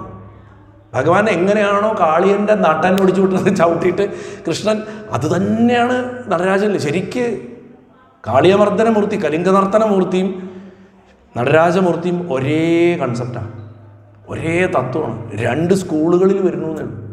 അതിൽ നടരാജഭാവത്തിന് കുറച്ചുകൂടെ വലിയ ഇൻ്റർപ്രട്ടേഷൻസ് കൊടുത്തിട്ടുണ്ടെന്ന് മാത്രം. അപ്പം ഈ ഭഗവാന്റെ ശരീരത്തിൽ ഈ ചവിട്ട് മാത്രമല്ല, അതിലാ ചലനം മുഴുവൻ ധ്യാനിക്കാൻ സാധിക്കണമെന്നാണ്. ഗംഗ ഇങ്ങനെ തെറിക്കുകയാണ്, ആ നൃത്തത്തിൽ ഇങ്ങനെ ജലം അങ്ങനെ ചെതറി തെറിക്കുകയാണ്. അല്ലെങ്കിലേ ഭഗവാന്റെ ജട എപ്പോഴും നനഞ്ഞാൽ കിടക്കണത്. ഗംഗ ഇങ്ങനെ ഒഴുകിക്കൊണ്ടിരിക്കുകയാണല്ലോ. ആ ഗംഗയിൽ കൂടെ ഭഗവാന്റെ ജട ഇങ്ങനെ ജലം ഇറ്റിറ്റ് വീണുകൊണ്ടിരിക്കുന്നതാണ്. ശിവൻ എന്നും നനഞ്ഞിരിക്കണം. കാരണം തപസ് ചെയ്തിട്ട് കനൽ പോലെയാണ് ഭഗവാന്റെ ശരീരം. ശിവനെ കണ്ടു കഴിഞ്ഞാൽ ചാരം മൂടിക്കിടക്കണ കനലാണെന്നാണ് പറയുക. കുത്തി നോക്കി അകത്ത് തീ കാണാം, പുറത്ത് നല്ല വെളുത്തിരിക്കുകയാണ്. അതുകൊണ്ട് ഈ മഞ്ഞ് പോയിരിക്കണത്. സദാ ശിരസിൽ ജലം ഒഴിച്ചു കൊടുക്കേണ്ടതിൻ്റെ ആവശ്യം അതാണ്. വസ്ത്രങ്ങളധികം പാടില്ല. കാരണം നമ്മളെ പറയില്ലേ, ചൂടെടുത്ത് കഴിഞ്ഞാൽ നമുക്ക് വസ്ത്രങ്ങളധികം വെക്കാൻ ഇഷ്ടപ്പെടില്ല. അതുകൊണ്ടാണ് ദിഗംബരനാണ്, ഡ്രസ്സേ ഇല്ല ഭഗവാന്. ചെറിയ ഡിസ്റ്റർബൻസ് പോലും മതി അദ്ദേഹത്തിന് കുഴപ്പമുണ്ടാക്കാൻ. തലവേദന പെട്ടെന്ന് വരും. തപസ്സിൻ്റെ ഒരു പ്രശ്നം അതാണ്, തലവേദന. അതുകൊണ്ട് ഷോർട്ട് ടെമ്പർ ആയിരിക്കും. തലവേദനിച്ചിരിക്കുന്ന ഒരാളുടെ അടുത്ത് പോയിട്ട് പൊന്നാരം പറയാൻ നിന്ന് കഴിഞ്ഞാൽ ഒറ്റ അടി കിട്ടും അല്ലേ? സൂക്ഷിക്കണം. തൃപ്രങ്ങോട് അമ്പലത്തിൽ കുളക്കരയിൽ ഇരുന്നിട്ട് ഒരു വയസ്സായിട്ടുള്ള ഒരാൾ കുളത്തിലെ വെള്ളം കോരി ഇങ്ങനെ ഒഴിക്കണു അത്രേ. അപ്പോൾ ഇന്നത്തെ അവിടുത്തെ തന്ത്രി കുടുംബത്തിലെ പൂർവികന്മാരിൽ ഒരു കൊച്ചുകുട്ടി അവിടെ ചെന്ന് കഴിഞ്ഞപ്പോൾ, എന്താ മുത്തശ്ശ ഇങ്ങനെ വെള്ളം കോരി ഒഴിക്കണമെന്ന് ചോദിച്ചു. എനിക്ക് ദേഹം മുഴുവൻ ചുട്ടുപൊള്ളുകയാണ്, നീ എന്നെ സഹായിക്കുക പറഞ്ഞു. കുട്ടി ഉടനെ പോയിട്ടൊരു പാത്രം എടുത്തുകൊണ്ട് വന്നിട്ട് ധാരധാരയായിട്ട് കോരി ഒഴിച്ചു കൊടുത്തു. കുറേ ഇരുന്നിട്ട് എന്നും എനിക്കിങ്ങനെ ചെയ്തു തരണം കേട്ടോ ഇനി പറഞ്ഞിട്ട് അങ്ങനെ പോയിട്ട് ശ്രീകോവിൽ കയറി. ഭഗവാൻ അത്ര തപസ്സാണ്. ചൂട് ഭഗവാന്റെ ശരീരത്തിൽ നിന്നുണ്ടാവുന്ന താപം അത്രമാത്രമാണ്. അപ്പം ആ താപം മുഴുവൻ പുറത്തേക്ക് വരികയാണ് പ്രപഞ്ചത്തിലേക്ക്. ആ ഊർജം കൊണ്ടാണ് അദ്ദേഹം പ്രപഞ്ചത്തിനെ നടത്തുന്നത്. അപ്പം ആ ഗംഗ ചെതറിത്തെറിക്കണം. അദ്ദേഹത്തിൻ്റെ ജട കവർദ്ധം കംപർദ്ധയതീതി കവർദ്ധം, ജലത്താൽ മൂടപ്പെട്ടത്. പർദ്ധം ച അറബിയിൽ അതേ വാക്ക് തന്നെ, പർദ്ധ മൂടുക.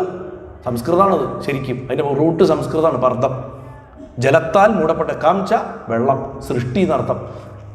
അതിങ്ങനെ പറക്കണു. ചന്ദ്രൻ ഒന്ന് സ്ഥാനം നീങ്ങിയിട്ടുണ്ട് ശിരസിൽ. അതിങ്ങനെ ജട അങ്ങനെ അഴിഞ്ഞല്ലേ കിടക്കണേ. അപ്പം അതിലൊന്ന് സ്ഥാനം നീങ്ങിയിട്ട് ഭഗവാൻ അരയിൽ കെട്ടിയിട്ടുള്ള നഗ്നത മറക്കണ പുലിത്തോല് ഒരു ഇങ്ങനെ 2 വശത്തേക്കും പറന്നിട്ടുണ്ടാവും. അതാണ് നമ്മളെ വിഗ്രഹങ്ങൾ കാണാൻ അങ്ങനെ പറന്നിട്ടുണ്ടാവുക. അങ്ങനെ പറന്നിട്ടുണ്ടാവും. അദ്ദേഹം പുതച്ചിട്ടുള്ള ആനത്തോല് പോയി കഴിഞ്ഞു തോളത്തുനിന്ന്.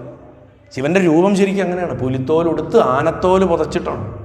ഇന്നാൾ ആരോ യൂട്യൂബിൽ നമ്മുടെ ചാനലിൽ ആനത്തോല് ഉടുത്തിട്ട് പുലിത്തോല് പുതച്ചിട്ടാണെന്ന് എഴുതിക്കുന്നുണ്ട്. അത് തെറ്റാണ്. ഞാനിപ്പോൾ എനിക്കറിയില്ല, അതിനിപ്പോൾ നാളെ ആരെങ്കിലും അവർ കേൾക്കുകയാണെങ്കിൽ കേട്ടോട്ടെ വെച്ചിട്ട് ഞാൻ ആരോ എന്നോട് പറഞ്ഞു അങ്ങനെ ഒരു കമൻ്റ് ഇട്ടിരിക്കണം. നേരെ തിരിച്ചാണ്. അതിനൊരു കാരണമുണ്ട്. അത് ഭഗവാൻ ആദ്യമായിട്ട് ഈ ചിദംബര വനത്തിൽ മഹർഷിമാരുടെ അഹങ്കാരം ശമിപ്പിക്കാൻ, അവർ തങ്ങൾ വലിയ സിദ്ധന്മാരാണെന്ന് അഹങ്കരിച്ചിരുന്ന അവിടേക്ക് പൂർണ്ണ നഗ്നനായിട്ട് അതിസുന്ദരിയായിട്ടുള്ള ഒരു സ്ത്രീയോട് കൂടിയിട്ട് മഹാവിഷ്ണുവിനെ ഒരു സ്ത്രീ രൂപത്തിൽ കൂട്ടിയിട്ട് അവിടെ ചെന്നു പൂർണ്ണ നഗ്നനായിട്ട്. ഈ ശിവൻ്റെ സൗന്ദര്യം, ശരീര സൗന്ദര്യം കണ്ട് ഋഷിപത്നിമാരൊക്കെ മോഹിച്ചു പോയിന്നു. അപ്പോൾ അവർക്ക് ഋഷിമാർക്ക് ശിവൻ ആരാന്നൊന്നും അറിയില്ല. ഇവനെ കൊന്നു കളയണമെന്ന് പറഞ്ഞിട്ട് യുദ്ധത്തിന് പോയപ്പോൾ അവർക്ക് യുദ്ധത്തിൽ ജയിക്കാൻ സാധിച്ചില്ല. അപ്പോൾ അവർ മന്ത്രവാദം ചെയ്തു, ഹോമാഗ്നി ഉണ്ടാക്കി. ആ ഹോമാഗ്നിയിൽ നിന്ന് ഒരു ഭയങ്കരമായിട്ടുള്ള ഒരു പുലി കടുവ പുറത്തേക്ക് ചാടിയിരുന്നു. ആ കടുവ പുറത്ത് ചാടിയപ്പോൾ ഭഗവാൻ അതിനെ വലിച്ചു കയറി അതിൻ്റെ തോലെടുത്ത് കൊടുത്തു. അങ്ങനെയാണ് ആദ്യം വസ്ത്രം ധരിക്കുന്നത്. ഇതിനൊക്കെ അർത്ഥമുണ്ട് കേട്ടോ. അതൊക്കെ കഥയായിട്ട് വിഴുങ്ങേണ്ടതല്ല, സമയമില്ല നമുക്ക് പറയാൻ. അത് കഴിഞ്ഞിട്ടാണ് ആന വരണത്. ആനയെ പിടിച്ച് തല്ലിക്കൊന്ന് അതിൻ്റെ തോല് കീറിയെടുത്ത് പുതച്ചു. സർപ്പങ്ങൾ വന്നു, സർപ്പങ്ങളെ എടുത്ത് കഴുത്തിൽ ആഭരണമായിട്ടിട്ടു. അങ്ങനെ ഒന്നുമില്ലാതെ നഗ്നായി വന്ന ഒരുത്തൻ ഉടയാടകളും ആഭരണങ്ങളൊക്കെ ശത്രുക്കളിൽ നിന്ന് വീണ്ടും പിടിച്ചെടുക്കുകയാണ്. അവസാനം അവർ ലാസ്റ്റ് പുറത്ത് വിട്ട ശത്രു ശക്തിയാണ് ഈ മൊയലകൻ എന്ന് പറഞ്ഞ അസുരൻ. അവനെ ഒറ്റ ചവിട്ടിയിട്ട് അതിന് മുകളിൽ നിന്നിട്ട് അവിടെ നൃത്തം തുടങ്ങിയിരുന്നു. ആ നൃത്തം ആദിശേഷൻ കാണുന്നുണ്ട്. അപ്പോൾ പറയും, നാളെ എന്തെങ്കിലും ഒരിക്കൽ ഇനിയും എനിക്ക് കാണാനുള്ള അനുഗ്രഹം തരണേ പറഞ്ഞു. തീർച്ചയായിട്ടും അത് സാധിക്കുന്നു. അങ്ങനെ ഒരു കഥ. മറ്റൊരു കഥ എന്താ വെച്ചാൽ, ശേഷൻ ഇങ്ങനെ കൗതുകത്തോടെ ഗുരുവായൂരപ്പൻ്റെ മുഖത്തേക്ക് നോക്കുക. ഭഗവാൻ ഇങ്ങനെ ഉറങ്ങുകയല്ലേ, പത്മനാഭനായിട്ട് ഇങ്ങനെ കിടന്നിട്ട് ഉറങ്ങുകയാണ്. അപ്പോൾ ഇങ്ങനെ മുഖത്ത് ആനന്ദം ഇങ്ങനെ ഇടയ്ക്ക് കാണും, കണ്ണിൽ നിന്ന് ഇങ്ങനെ ജലം ഒഴുകണ കാണും അത്രേ.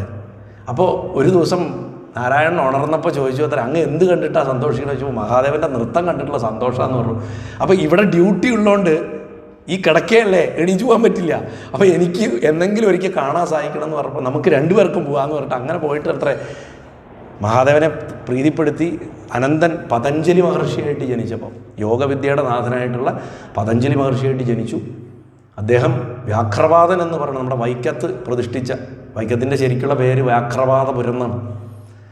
ആ വ്യാഘ്രപാദൻ ഒരു അസുരനായിരുന്നു, അദ്ദേഹം ശിവഭക്തനായിരുന്നു. മഹാദേവൻ പ്രത്യക്ഷപ്പെട്ടിട്ട് നിനക്ക് എന്താ വരം വേണ്ടത് ചോദിച്ചാൽ പറഞ്ഞു, എനിക്ക് അങ്ങേക്ക് നല്ല പൂക്കൾ പറിക്കണം, പൂമ്പാറ്റകളും കിളികളും കൊത്തി തേനെടുത്താൽ അത് എച്ചിലാവും, അതുകൊണ്ട് എനിക്ക് ഏറ്റവും ഉയരമുള്ള ചില്ലകളിലുള്ള ഇവറ്റകൾക്ക് എത്താൻ പറ്റാത്ത അത്രയും ഉയരത്തിലുള്ള പൂക്കൾ പുലർകാലത്ത് പറിക്കാൻ പറ്റണം. പക്ഷേ ഞാൻ കയറിപ്പോകുമ്പോൾ എനിക്ക് ഗ്രിപ്പ് കിട്ടുന്നില്ല, അതുകൊണ്ട് എൻ്റെ കാലുകൾ പുലിയുടെ മാതിരി നഖമുള്ളതാക്കി തരാം, എനിക്ക് അള്ളിപ്പിടിച്ച് കയറിപ്പോവാൻ. അങ്ങനെ പോയാൽ എനിക്ക് ഏറ്റവും മുകളിൽ നിന്ന് പറിക്കാൻ പറ്റുമെന്ന് പറഞ്ഞു. അങ്ങനെ വരം വാങ്ങി വ്യാഘ്രപാദനായി നിന്ന്. ഖരപ്രകാശൻ എന്നും പറയും അദ്ദേഹത്തിന്. അദ്ദേഹം മഹർഷിയായിരുന്നു, അസുരരാജാവുമായിരുന്നു. അദ്ദേഹത്തിന് ഭഗവാൻ 3 ശിവലിംഗം കൊടുത്തു. അതിൽ വലത്തെ കൈകൊണ്ടും ഇടത്തെ കൈകൊണ്ടും കടിച്ചിട്ട് വേണത്ര അദ്ദേഹം കൊണ്ടുവന്നിട്ട് ഒരേ സമയം പ്രതിഷ്ഠിച്ചത്. അത് വൈക്കം ഏറ്റുമാനൂർ കടിച്ചിരുത്തിയത് കടുത്തുരുത്തി, ഈക്വൽ ഡിസ്റ്റൻസിലാണ് കിടക്കുന്നത് ഈ 3 ക്ഷേത്രങ്ങളും. ഈ വ്യാഘ്രപാദ മഹർഷിയുടെ തപസ്സിൻ്റെ വനമാണ് ചിദംബരം, തില്ലൈ വനം എന്ന് പറയും. ആ തില്ലൈ വനത്തിൽ വെച്ചിട്ട് ഞാൻ നിങ്ങൾക്ക് ദർശനം തന്നോളാം എന്നാണ്. പാമ്പുക്കും പുലിക്കും ദർശനം കൊടുത്തിടുന്നാ പറയുക. പുലി വ്യാഘ്രപാദൻ, പാമ്പാര പതഞ്ജലി. പാമ്പിനും പുലിക്കും ദർശനം കൊടുത്ത സ്ഥലം അവിടെ ആ തില്ലൈ വൃക്ഷത്തിൻ്റെ താഴെ ഭഗവാൻ ആനന്ദതാണ്ഡവമാണ്. പരമാനന്ദ താണ്ഡവ പണ്ഡിത എന്നാ വിളിക്കുക ഭഗവാനെ. അന്തരാര് പാടുണ്ട്, ഉന്തൻ പരമാനന്ദ താണ്ഡവം പാർക്കവേ ഞാനങ്ക വരുകലാമോ, അല്ലേ? വരുകലാമോ അയ്യാന്നുള്ള പാട്ടിൽ പാടുന്ന അങ്ങനെയാണ്. നിൻ്റെ പരമാനന്ദ താണ്ഡവം കാണാൻ ഞാൻ വരട്ടെ ഭഗവാനെ, ഞാൻ അവിടേക്ക് അങ്ങോട്ട് വരാൻ പാടുമോ എനിക്കെന്നാ ചോദിക്കണം. അധകൃതനല്ലേ ഞാൻ, എനിക്ക് അവിടെ ഉള്ളിലേക്ക് വരാൻ പാടുമോ എന്നാ ചോദിക്കുന്നത്. ഇതിൽ തന്നെ ഭഗവാൻ സാവധാനത്തിൽ നൃത്തം ആരംഭിച്ച് ആ നൃത്തത്തിന് ചടുലത കൂടിയിട്ട് നർത്തകൻ നൃത്തമായിട്ട് ലയനം സംഭവിക്കുന്ന അവസ്ഥയിലേക്ക് എത്തും. അതിൻ്റെ അടക്കമുണ്ട്. ആ അടക്കം, അതായത് അടങ്ങി ശാന്തനാക്കും വേണം ഭഗവാനെ. ആ ശാന്തതയ്ക്ക് വേണ്ടിയിട്ടാണ് ഈ ശിവകാമസുന്ദരി അടുത്ത് നിൽക്കുന്നത്. ഇല്ലെങ്കിൽ ഭഗവാൻ കയ്യിൽ നിന്ന് പോകും, പ്രപഞ്ചം പൂർണ്ണമായിട്ടും ലയിച്ചു പോകും. അമ്മയാണ് ഭഗവാനെ എപ്പോഴും നമ്മുടെ അടുത്തേക്ക് കൊണ്ടുവരുന്നത്.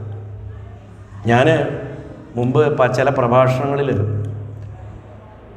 നമ്മളാ പറഞ്ഞു പോകുമ്പോൾ അവിടെ ഇരിക്കുന്ന ആർക്കെങ്കിലും ഒരാൾക്ക് ചിലപ്പോൾ ഉപകാരപ്പെടാൻ വേണ്ടിയിട്ട് ചില വിഷയങ്ങൾ അറിയാണ്ട് ഗുരുവായൂരപ്പൻ പറയിപ്പിക്കാറുണ്ട്. അത് എല്ലാവർക്കും വേണ്ടിയുള്ള വിഷയങ്ങളല്ല. പക്ഷെ പ്രശ്നം എന്താ സംഭവിക്കണമെന്ന് വെച്ചാൽ അതൊരു പൊതുവേദി ആയതുകൊണ്ട് ഇത് പലതരത്തിൽപ്പെട്ടവർ കേൾക്കും.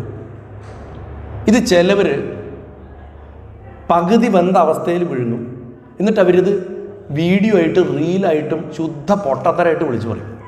ഇപ്പോൾ ഈ അടുത്ത കാലത്ത് എനിക്കൊരു കമൻറ്റ് ഒരു 3-4 സ്ഥലങ്ങളിൽ നിന്ന് ശക്തമായിട്ട് വന്നവരാണ്. ഞാൻ പല സ്ഥലത്തും പറഞ്ഞതാണ്, ദേവിയുടെ സാന്നിധ്യം ഇല്ലാതിരിക്കുന്ന ശിവൻ ശുദ്ധ ശിവൻ എന്ന് പറയും, സാമ്പനല്ല. ആ ഭഗവാന് പ്രകൃതിയായിട്ട് സംബന്ധമില്ല, നമ്മുടെ ശരീരമായിട്ട് സംബന്ധമില്ല. ഭഗവാൻ ശുദ്ധ ആത്മാവാണ്. ആ ഭഗവാനിന് ഒന്നും നമുക്ക് കിട്ടില്ല, പ്രാർത്ഥിച്ചാലും ഒന്നുമില്ല. അതായത് ഒന്നേ ഉള്ളൂ, ശിവനാകാം നമുക്ക്. ആ ശിവനെ പ്രാർത്ഥിച്ചാൽ കിട്ടുന്നത് ശിവനായിത്തീരാം. അല്ലാണ്ട് കാറ് കിട്ടില്ല, വീട് കിട്ടില്ല, കല്യാണം നടക്കില്ല, ജോലി കിട്ടില്ല, അങ്ങനത്തെ കാര്യങ്ങളൊന്നും അവിടെ ചോദിച്ചിട്ട് കാര്യമില്ല. ശുദ്ധ ശിവൻ ഇരിക്കുന്ന സ്ഥലങ്ങളിൽ ചെന്ന് എനിക്ക് ദുരിതമാണ് ഭഗവാനെ എന്ന് ശുദ്ധനായിട്ടുള്ള ആ ശുദ്ധഭാവത്തിലുള്ള ശൈവഭാവത്തിൽ ഭഗവാനെ അങ്ങനെ പ്രാർത്ഥിക്കുമ്പോൾ ആ ഭഗവാൻ, അത് ക്ഷേത്രം എന്നല്ല ഞാൻ പറയണത്, സമ്പ്രദായത്തിൽ ശുദ്ധഭാവത്തിലുള്ള ശിവനെ പ്രാർത്ഥിക്കുമ്പോൾ ദുരിതഭാവത്തിലിരിക്കണം. ഈ ഭഗവാൻ ഒരൊറ്റ വരെ ഭഗവാൻ തരുള്ളൂ. ഭഗവാൻ പറയും നമ്മുടെ അടുത്ത് എന്തിനാണ് ഈ ചക്രത്തിൽ കിടന്ന് കഷ്ടപ്പെടുന്നത്, ഇങ്ങോട്ട് പോരെന്ന് പറയും. ആത്മാവിനെ എടുക്കുക എന്നുള്ളതാണ് ശിവൻ തരുന്ന ഏറ്റവും വലിയ അനുഗ്രഹം. ആത്മാവിനെ എടുക്കും, തന്നിൽ ലയിപ്പിച്ച് കളയും. പക്ഷെ നമ്മൾ സാധാരണക്കാർക്ക് അത് പറ്റുമോ? പറ്റില്ല. മരണഭയമാണ് നമുക്കൊക്കെ. അതുകൊണ്ടാണ് പണ്ട് ശിവലിംഗങ്ങൾ വീട്ടിൽ വെച്ച് പൂജ കഴിക്കരുതെന്നുള്ള കഥയൊക്കെ ഉണ്ടാവാൻ കാരണം. ശിവനെ ഹാൻഡിൽ ചെയ്യാൻ ബുദ്ധിമുട്ടാണ്.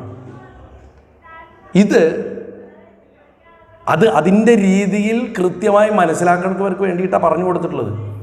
ഇത് ഏതൊക്കെയോ ആൾക്കാർ അവരുടെ വീഡിയോകളിൽ എടുത്തു പറയുന്നുണ്ട്. എനിക്കിപ്പോൾ ഞാൻ പറയുന്ന കാര്യങ്ങൾ മറ്റുള്ളവർ പകർത്തി പറഞ്ഞ സന്തോഷമുള്ള കാര്യം, ഇതൊക്കെ ഭഗവാനെക്കുറിച്ചുള്ള കാര്യങ്ങളാണ്, ആർക്കും ഇത് പറയാം, ഇതൊക്കെ പൊതുസ്വത്താണ്. പക്ഷെ പറയുമ്പോൾ അത് ഉത്തരവാദിത്വത്തോടു കൂടിയിട്ട് പറയണം.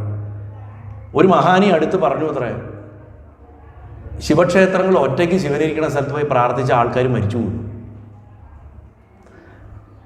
എന്തും പറയണതിന് മുമ്പ് അനുഭവം വേണം. അനുഭവമില്ലാതെ പ്രഭാഷണത്തിന് ഇറങ്ങരുത്. ഭഗവാൻ എന്താണെന്ന് മനസ്സിലാക്കാനുള്ള ഒരു കാൽച്ചുവടെങ്കിലും വെക്കാതെ നമുക്ക് ഈ പറഞ്ഞിട്ടില്ല. കാരണം ഒരാൾക്ക് ഒന്നും പറഞ്ഞു കൊടുത്തില്ലെങ്കിലും അതിലും വലിയ മഹാപാപമാണ് ഒരു സാധാരണക്കാരനെ വഴിതെറ്റിക്കുക എന്ന് പറഞ്ഞു. ഇതുകൊണ്ട് എന്താ സംഭവിക്കുന്നത്?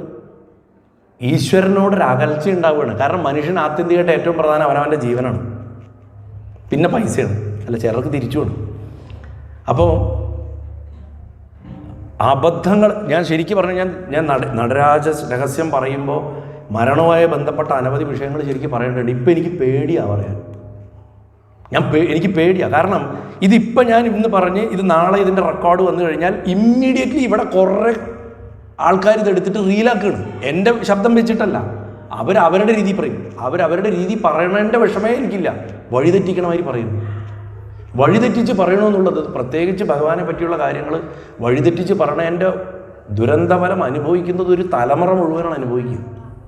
അതിലേക്ക് ഭാഗഭാക്കാവാൻ സാധിക്കാത്തതുകൊണ്ട് നടരാജനും മരണരഹസ്യമായിട്ട് ബന്ധപ്പെട്ടിട്ടുള്ള വിഷയങ്ങൾ ഞാൻ തൽക്കാലം ഇതിൽ അവോയ്ഡ് ചെയ്ത് പോവുകയാണ്. ഇത് ഞാൻ പറയുന്നില്ല. ഇത് ഞാൻ പ്രത്യേകമായിട്ട് ഇത് പറയാൻ കാരണം എന്താണെന്ന് വെച്ച് കഴിഞ്ഞാൽ, ഞാൻ ഏതെങ്കിലും ഒരു വേദിയിൽ ഇതൊന്ന് സൂചിപ്പിക്കണമെന്ന് കരുതിയിരുന്നതാണ്. കാരണം ഇത് അനവധി മാസം, ഇപ്പം മമ്മിയൂരിൽ ഒരാൾ വന്നിട്ട് എന്നോട് ചോദിച്ചു, ശരത്തേട്ടൻ പറഞ്ഞത് കേട്ടിട്ട് ഇങ്ങനെ രീതിയിൽ മാറ്റി പറയണമല്ലോ, ആ അർത്ഥത്തിലല്ല. ഞാൻ പറഞ്ഞു അതിന് ഞാൻ ഉത്തരവാദിയല്ല. ഞാൻ പറഞ്ഞത് കിട്ടേണ്ട ആൾക്കാർക്ക് കിട്ടിയിട്ടുണ്ട്. എനിക്കത്രേ ഉള്ളൂ. എന്നെ സംബന്ധിച്ചിടത്ത് എൻ്റെ സ്വന്തം എന്നുള്ളത്. ഞാനിപ്പോൾ ഇത് കഴിഞ്ഞാൽ എനിക്കിത് മറന്നു. ഇത് ഗുരുവായൂരപ്പൻ അപ്പം പറയിപ്പിക്കണതാണ് ഞാൻ പറഞ്ഞു തരണം. ഗുരുവായൂരപ്പൻ പറഞ്ഞു തരാൻ അല്ലാത്തത് പറയാനുള്ളൊരു കഴിവ് എനിക്കില്ല. അപ്പോൾ അതുകൊണ്ട് കൃത്യമായിട്ട് മനസ്സിലാക്കുക. ഏതൊരു കാര്യത്തിനും നമ്മൾ ഈ കലണ്ടറിൽ കാണുന്നതും ഈ യൂട്യൂബിൽ കാണുന്നതും അല്ലെങ്കിൽ എന്താ പറയുക ആരെങ്കിലും എവിടെയെങ്കിലും ഒരു പുസ്തകത്തിൽ എഴുതി വെച്ചതുമല്ല. അവനവൻ്റെ സ്വാനുഭവങ്ങളിൽ കൂടെ വേണം ഈശ്വരനെ മനസ്സിലാക്കാൻ. ഓരോരുത്തർക്കും അവരവരുടെ ശിവനുണ്ട്, അവരവരുടെ നാരായണനുണ്ട്, അവരവരുടെ സാക്ഷാത്കാരമുണ്ട്. ഒരാൾക്ക് വേറൊരാളുടെ നിന്ന് വലുത് ചെറുതെന്ന് നമുക്ക് പറയാനില്ല. അവിടെ കേട്ടോ, നമ്മുടെ വിഷയത്തിലേക്ക് തിരിച്ചു വരാം. എനിക്ക് തുടങ്ങാൻ നമുക്ക് 1/2 hour 20 minutes കൂടെ എടുക്കാൻ. പിന്നെ ഞാൻ നേരത്തെ പറഞ്ഞിരുന്നു, തിരുവഞ്ചിക്കുളം ക്ഷേത്രത്തിൽ സാധിക്കുകയാണെങ്കിൽ ഈ ശിവരാത്രിയുടെ പ്രദോഷ നൃത്തം കാണാൻ സാധിക്കുന്നവർ പോയി കാണുക. അതേപോലെ തന്നെ ഈ കുംഭമാസത്തിലെ പ്രദോഷ ദിവസം, കുംഭത്തിലെ ശിവരാത്രിക്കും അടുപ്പിച്ചാണല്ലോ അത് വരിക. അപ്പോൾ 2 ദിവസവും നൃത്തം സാമ്പ്രദായികമായിട്ട് തിരുവഞ്ചിക്കുളം ക്ഷേത്രത്തിൽ ഉണ്ടായിരുന്നു. അപ്പോൾ ഈ ഭഗവാനെ ശരിക്കും നടരാജസ്വാമിയെ അമ്പലവാനൻ, കൂത്തൻ എന്നൊക്കെ പറഞ്ഞിട്ടുള്ള തമിഴ് പേരുകളിൽ പറയും. തമിഴിൽ അമ്പലം എന്ന് പറഞ്ഞാൽ ഒറ്റ സ്ഥലമേ ഉള്ളൂ, അത് ചിദംബരം മാത്രമാണ്. ചിദംബരത്തിന് അമ്പലം എന്ന് പറയുള്ളൂ. മലയാളത്തിൽ നമ്മളെല്ലാം അമ്പലമാണ് നമുക്ക്. പക്ഷെ ആ വാക്ക് വന്നതായിരുന്നാ, നമുക്ക് സ്വന്തം വാക്കൊന്നുമില്ലല്ലോ ഇവിടെ. അൻപിൻ്റെ അളം, സ്നേഹത്തിൻ്റെ സ്ഥലം എന്നാണ് അമ്പലം. അതാണ് എൻ്റെ അർത്ഥം. ആ കറക്റ്റ് എന്താ പറയുക എൻ്റെ ഒരു ഇത്. അപ്പോൾ ഭഗവാൻ ഇങ്ങനെ ഭൂമിയിൽ നടനമാടിയിട്ടുള്ള സ്ഥലങ്ങളുണ്ട്. ചിദംബരം അതിൽ ഏറ്റവും പ്രധാനപ്പെട്ട സ്ഥലം. അത് കൂടാതെ 4 സ്ഥലങ്ങൾ കൂടിയുണ്ട്. എല്ലാറ്റിനെയും കൂടെ ചേർത്തിട്ടാണ് പഞ്ചസഭ എന്ന് പറയും. 5 സഭകളാണ് ഭഗവാൻ. അതിൽ ചിദംബരത്തെ സഭ കനകസഭ, കനകസഭാവതി എന്ന് നമ്മൾ പറയണത് ആ ഭഗവാനെയാണ്, ചിദംബരത്തെ ദേവനെയാണ് പറയണത്. അതിൽ ഭഗവാൻ വട ആരണ്യേശ്വര ക്ഷേത്രം തിരുവലങ്ങാട്, ആ തിരുവലങ്ങാട് ക്ഷേത്രത്തിലാണ് ഭഗവാന്റെ രത്നസഭ. ഓരോ വസ്തുക്കളെ കൊണ്ടാണ് ഉണ്ടാക്കിയിട്ടുള്ളത്. ആ രത്നസഭയിൽ ഭഗവാൻ ചെയ്യുന്നത് കാളീതാണ്ഡവം എന്ന് പറയുന്ന നൃത്തമാണ്. അവിടെ വെച്ചിട്ട് കാളിയുമായിട്ടുണ്ടായിട്ടുള്ള, ഞാൻ നേരത്തെ പറഞ്ഞ തില്ലൈക്കാളി അല്ലൈക്കാളിയുടെ കഥ പോലെ തന്നെ ഒരു കഥയാണ് ഈ തിരുവലങ്ങാട് ക്ഷേത്രത്തിൽ. തിരുവലങ്ങാട് വെച്ചിട്ട് അമ്മയും ഭഗവാനും മത്സരമായി. ഭഗവാൻ അവിടേക്ക് എഴുന്നള്ളി വന്നു എന്നാണ് ഒരു ഭക്തൻ വിളിച്ചപ്പോൾ. അപ്പോൾ അമ്മ അവിടെ ഓൾറെഡി ഉണ്ട്. അമ്മ പറഞ്ഞു, അങ്ങേക്ക് ഇവിടെ ഇരിക്കാൻ പറ്റില്ല, ഇത് എൻ്റെ സ്ഥലമാണ്. അവസാനം ആരിയ്ക്കണം എന്നുള്ളതിന് നൃത്തപരീക്ഷ, നൃത്തം ചെയ്തു. 2 പേരും ഗംഭീരമായിട്ട് നൃത്തം ചെയ്തു. അപ്പോൾ ഭഗവാൻ അവസാനം ചെയ്തു, തൻ്റെ കാതിലെ കടുക്കന് ഒരു നിലത്തിട്ടിട്ട് കാലോണ്ട് എടുത്തിട്ട് ചെവിയിൽ വെച്ചു. കാലോണ്ട് എടുത്തിട്ട് ചെവിയിൽ ഫിറ്റ് ചെയ്തു. അത് അമ്മയ്ക്ക് ചെയ്യാൻ സാധിച്ചില്ല. അപ്പോൾ അതിൽ ദേവി ദൂരേക്കൊന്നും പോകുന്നില്ല, അവിടെ തന്നെ സാന്നിധ്യമാണ്. ഭഗവാൻ പറഞ്ഞു, നമ്മൾ 2 പേരും ഒന്നാണ്, നമുക്ക് തമ്മിൽ വ്യത്യാസമില്ല എന്ന് പറഞ്ഞു. അപ്പോൾ കാളീതാണ്ഡവം നടന്ന സ്ഥലമാണ് ഈ വടാരണ്യേശ്വര ക്ഷേത്രം നോക്കൂ, ഇതൊക്കെ കേൾക്കുന്നതേ മാഹാത്മ്യമാണ്. പഞ്ചസഭകൾ എന്താ പറയുക, ഈ തിരുനടന മാഹാത്മ്യം എന്താ പറയുക, തമിഴിൽ ഇത് കേൾക്കാൻ വേണ്ടി ഇരിക്കും ആൾക്കാർ. കാരണം കർമ്മദോഷം മുഴുവൻ പോകുന്നതാണ്. ആ കാളിതാണ്ഡവം നടന്ന രത്നസഭ അവിടെയാണ്. അത് കഴിഞ്ഞാൽ പിന്നത്തെ പ്രസിദ്ധം കനകസഭ.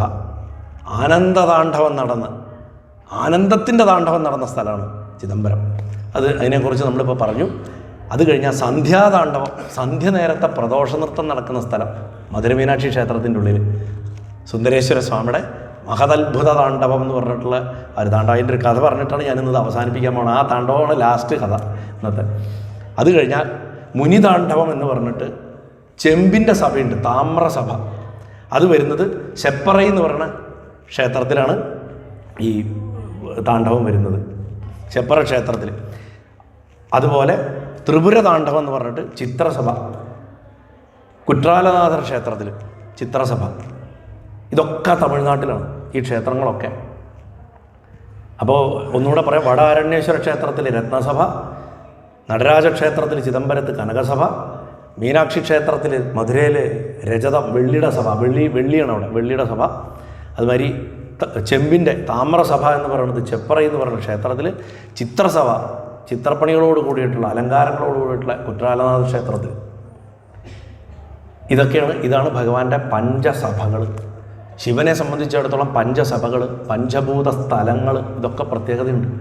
ആകാശലിംഗം ചിദംബരത്ത്, വായുലിംഗം ശ്രീകാലഹസ്തിയിൽ തിരുപ്പതിനടുത്ത്, അഗ്നിലിംഗം അരുണാചലത്തിൽ, ജലത്തിൻ്റെ അപ്പുലിംഗം തിരുവാനേക്കാവലിൽ ശ്രീരംഗത്തിൻ്റെ അടുത്ത്, പൃഥ്വി മണ്ണിൻ്റെ ലിംഗം ഏകാംബരനാഥനിൽ കാഞ്ചീപുരത്ത്. ഇങ്ങനെ 5 സ്ഥലങ്ങളാണ്. ഇതുപോലെ 12 ജ്യോതിർലിംഗങ്ങൾ. ഇതൊക്കെ വിശേഷമാണ്. ശിവനെ സംബന്ധിച്ചിടത്തോളം ഇങ്ങനെ വിശേഷ ക്ഷേത്രങ്ങളുണ്ട്.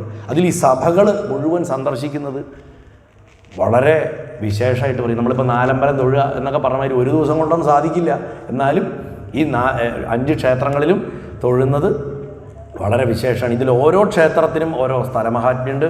അതൊക്കെ നമുക്ക് എന്തെങ്കിലും ഒരിക്കൽ, ഞാൻ പറഞ്ഞല്ലോ ഇതൊരു സീരീസായിട്ട് ചെയ്യേണ്ട പ്രഭാഷണങ്ങളാണ്. ഞാൻ സത്യം പറഞ്ഞാൽ ഇതൊരു തുടക്കമായിട്ടാണ് കാണുന്നത്. ഇതിനെ ഒരു 1-ാം ഭാഗമാണെങ്കിൽ 2, 3, 4, 5 ഭാഗങ്ങളൊക്കെ ആയിട്ട് ഭഗവാൻ അനുവദിക്കുകയാണെങ്കിൽ മറ്റ് വീഡിയോസായിട്ട് ഇടാം. അപ്പം അതിലാകുമ്പോൾ കുറച്ചുകൂടെ ഗഹനമായിട്ടുള്ള കാര്യങ്ങളും കൂടെ നമുക്കൊന്ന് ചർച്ച ചെയ്യുകയൊക്കെ ചെയ്യാൻ പറ്റും. അപ്പം ഈ രണ്ടാമത് വരുന്ന ഈ താണ്ഡവം, അതായത് ഞാൻ നേരത്തെ പറഞ്ഞ ആ പ്രസിദ്ധമായിട്ടുള്ള പ്രളയകാലത്ത് നടക്കുന്ന താണ്ഡവത്തിൻ്റെ രൂപത്തിനെയാണ് രാവണൻ ഉപാസിച്ചിരുന്നത്. അതുകൊണ്ടാണ് അദ്ദേഹം ആ പ്രസിദ്ധമായിട്ടുള്ള സ്തോത്രം എഴുതിയത്, ശിവതാണ്ഡവ സ്തോത്രം എന്ന് പറയുന്ന സ്തോത്രം. ജടാടവീകളജ്വലപ്രവാഹഭാവിതസ്ഥലേകളെ വലംബ്യലംബിതാം ഭുജംഗതുംഗമാലികാം ഡമഡമഡമഡവൻ ആദമഡവർവയം ജകാരചണ്ഡതാണ്ഡം തനോതുന ശിവ ശിവം. അത് പഞ്ചചാമരം എന്ന് പറഞ്ഞ വൃത്താണ്.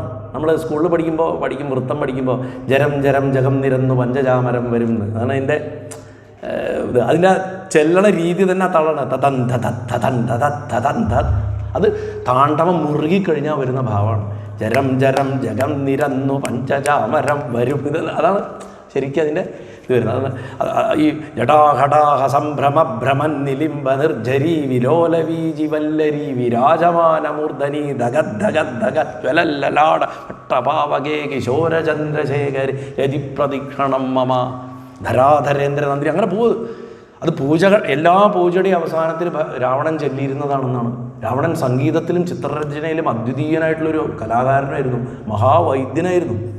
ഈ വിഷമായിട്ടുള്ള മെർക്കുറിയെ, രസത്തിനെ ശുദ്ധീകരിച്ച് അസുഖം മാറ്റാനും അതുപോലെ ശിവനെ ആരാധിക്കാനും, ശിവൻ്റെ ബീജമാണ് മെർക്കുറി എന്നാണ് പറയുക, ശിവവീര്യം ശുക്ലമാണ് മെർക്കുറി എന്നാണ് പറയുക. ആ മെർക്കുറി ഉപയോഗിച്ചുകൊണ്ടുള്ള, ഒന്ന് ആലോചിച്ച് നോക്കണം, ഒരു തരി മെർക്കുറി ബ്ലഡ് കയറി കഴിഞ്ഞാൽ എന്താ സംഭവിക്കുകയെന്ന് ആളപ്പം തീരും. പണ്ട് മെർക്കുറിയുടെ ഗ്ലാസ് ക്യൂബുകളിലാക്കിയിട്ട് വായിൽ വയ്ക്കും. യുദ്ധസമയത്തൊക്കെ തടവുകാരെ ശത്രു സൈന്യം പിടിച്ചു കഴിഞ്ഞാൽ വായ കടിച്ചു പൊട്ടിച്ചിട്ട് മരിക്കാൻ സയനൈഡ് വെക്കണമാതിരി. കാരണം ബ്ലഡ് കയറി ആൾ തീർന്നു കിട്ടും. അത്ര വിഷമാണ്. നമ്മൾ ഈ തെർമാമീറ്ററിൻ്റെ അറ്റത്ത് കാണുന്ന സാധനം മണിയായിട്ട് ഓടും പൊട്ടിക്കഴിഞ്ഞാൽ നിലത്ത്, കണ്ടിട്ടുണ്ടാവും. ആ രസത്തിനെ ശുദ്ധീകരിച്ച് പാരട് എന്ന് പറയും, പാരടേശ്വര ശിവലിംഗം എന്നാണ് പറയുക, രസത്തിൻ്റെ ശിവലിംഗം. അതിൽ ഉപാസിക്കാനുള്ള വിദ്യ കണ്ടുപിടിച്ചത് രാവണനാണ്. രാവണനാണ് ഡിസ്റ്റിലേഷൻ്റെ, നാടൻ ഭാഷയിൽ വാറ്റ്, നാടൻ ഭാഷയിൽ. പക്ഷെ അത് ചാരായത്തിൻ്റെ വാറ്റല്ല, എന്തിൻ്റെയും ചാറെടുത്ത് വാറ്റിയെടുത്തിട്ട് അർക്കം എന്ന് പറയും. നമ്മൾ പറയില്ലേ ക്ഷീരബല എന്നൊക്കെ പറഞ്ഞത് എന്താ, ഇങ്ങനെ ചുരുക്കി ചുരുക്കി ചുരുക്കി എടുക്കണം. അങ്ങനെ അർക്കങ്ങളുടെ ഒക്കെ, തുളസിയുടെ അർക്കം, ഇപ്പോൾ ഡ്രോപ്സ് കിട്ടും അല്ലേ, തുളസി അർക്ക് എന്നൊക്കെ പറഞ്ഞിട്ട്.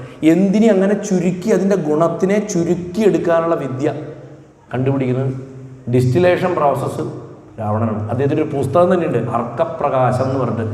ആയുർവേദം ഡോക്ടർമാരാരെങ്കിലും ഉണ്ടെങ്കിൽ അവർക്ക് അറിയും, ആയുർവേദം പഠിക്കുന്നവർക്ക് അറിയാം. അർക്കപ്രകാശം ഒരു ടെക്സ്റ്റാണ്, രാവണൻ എഴുതിയതാണ്.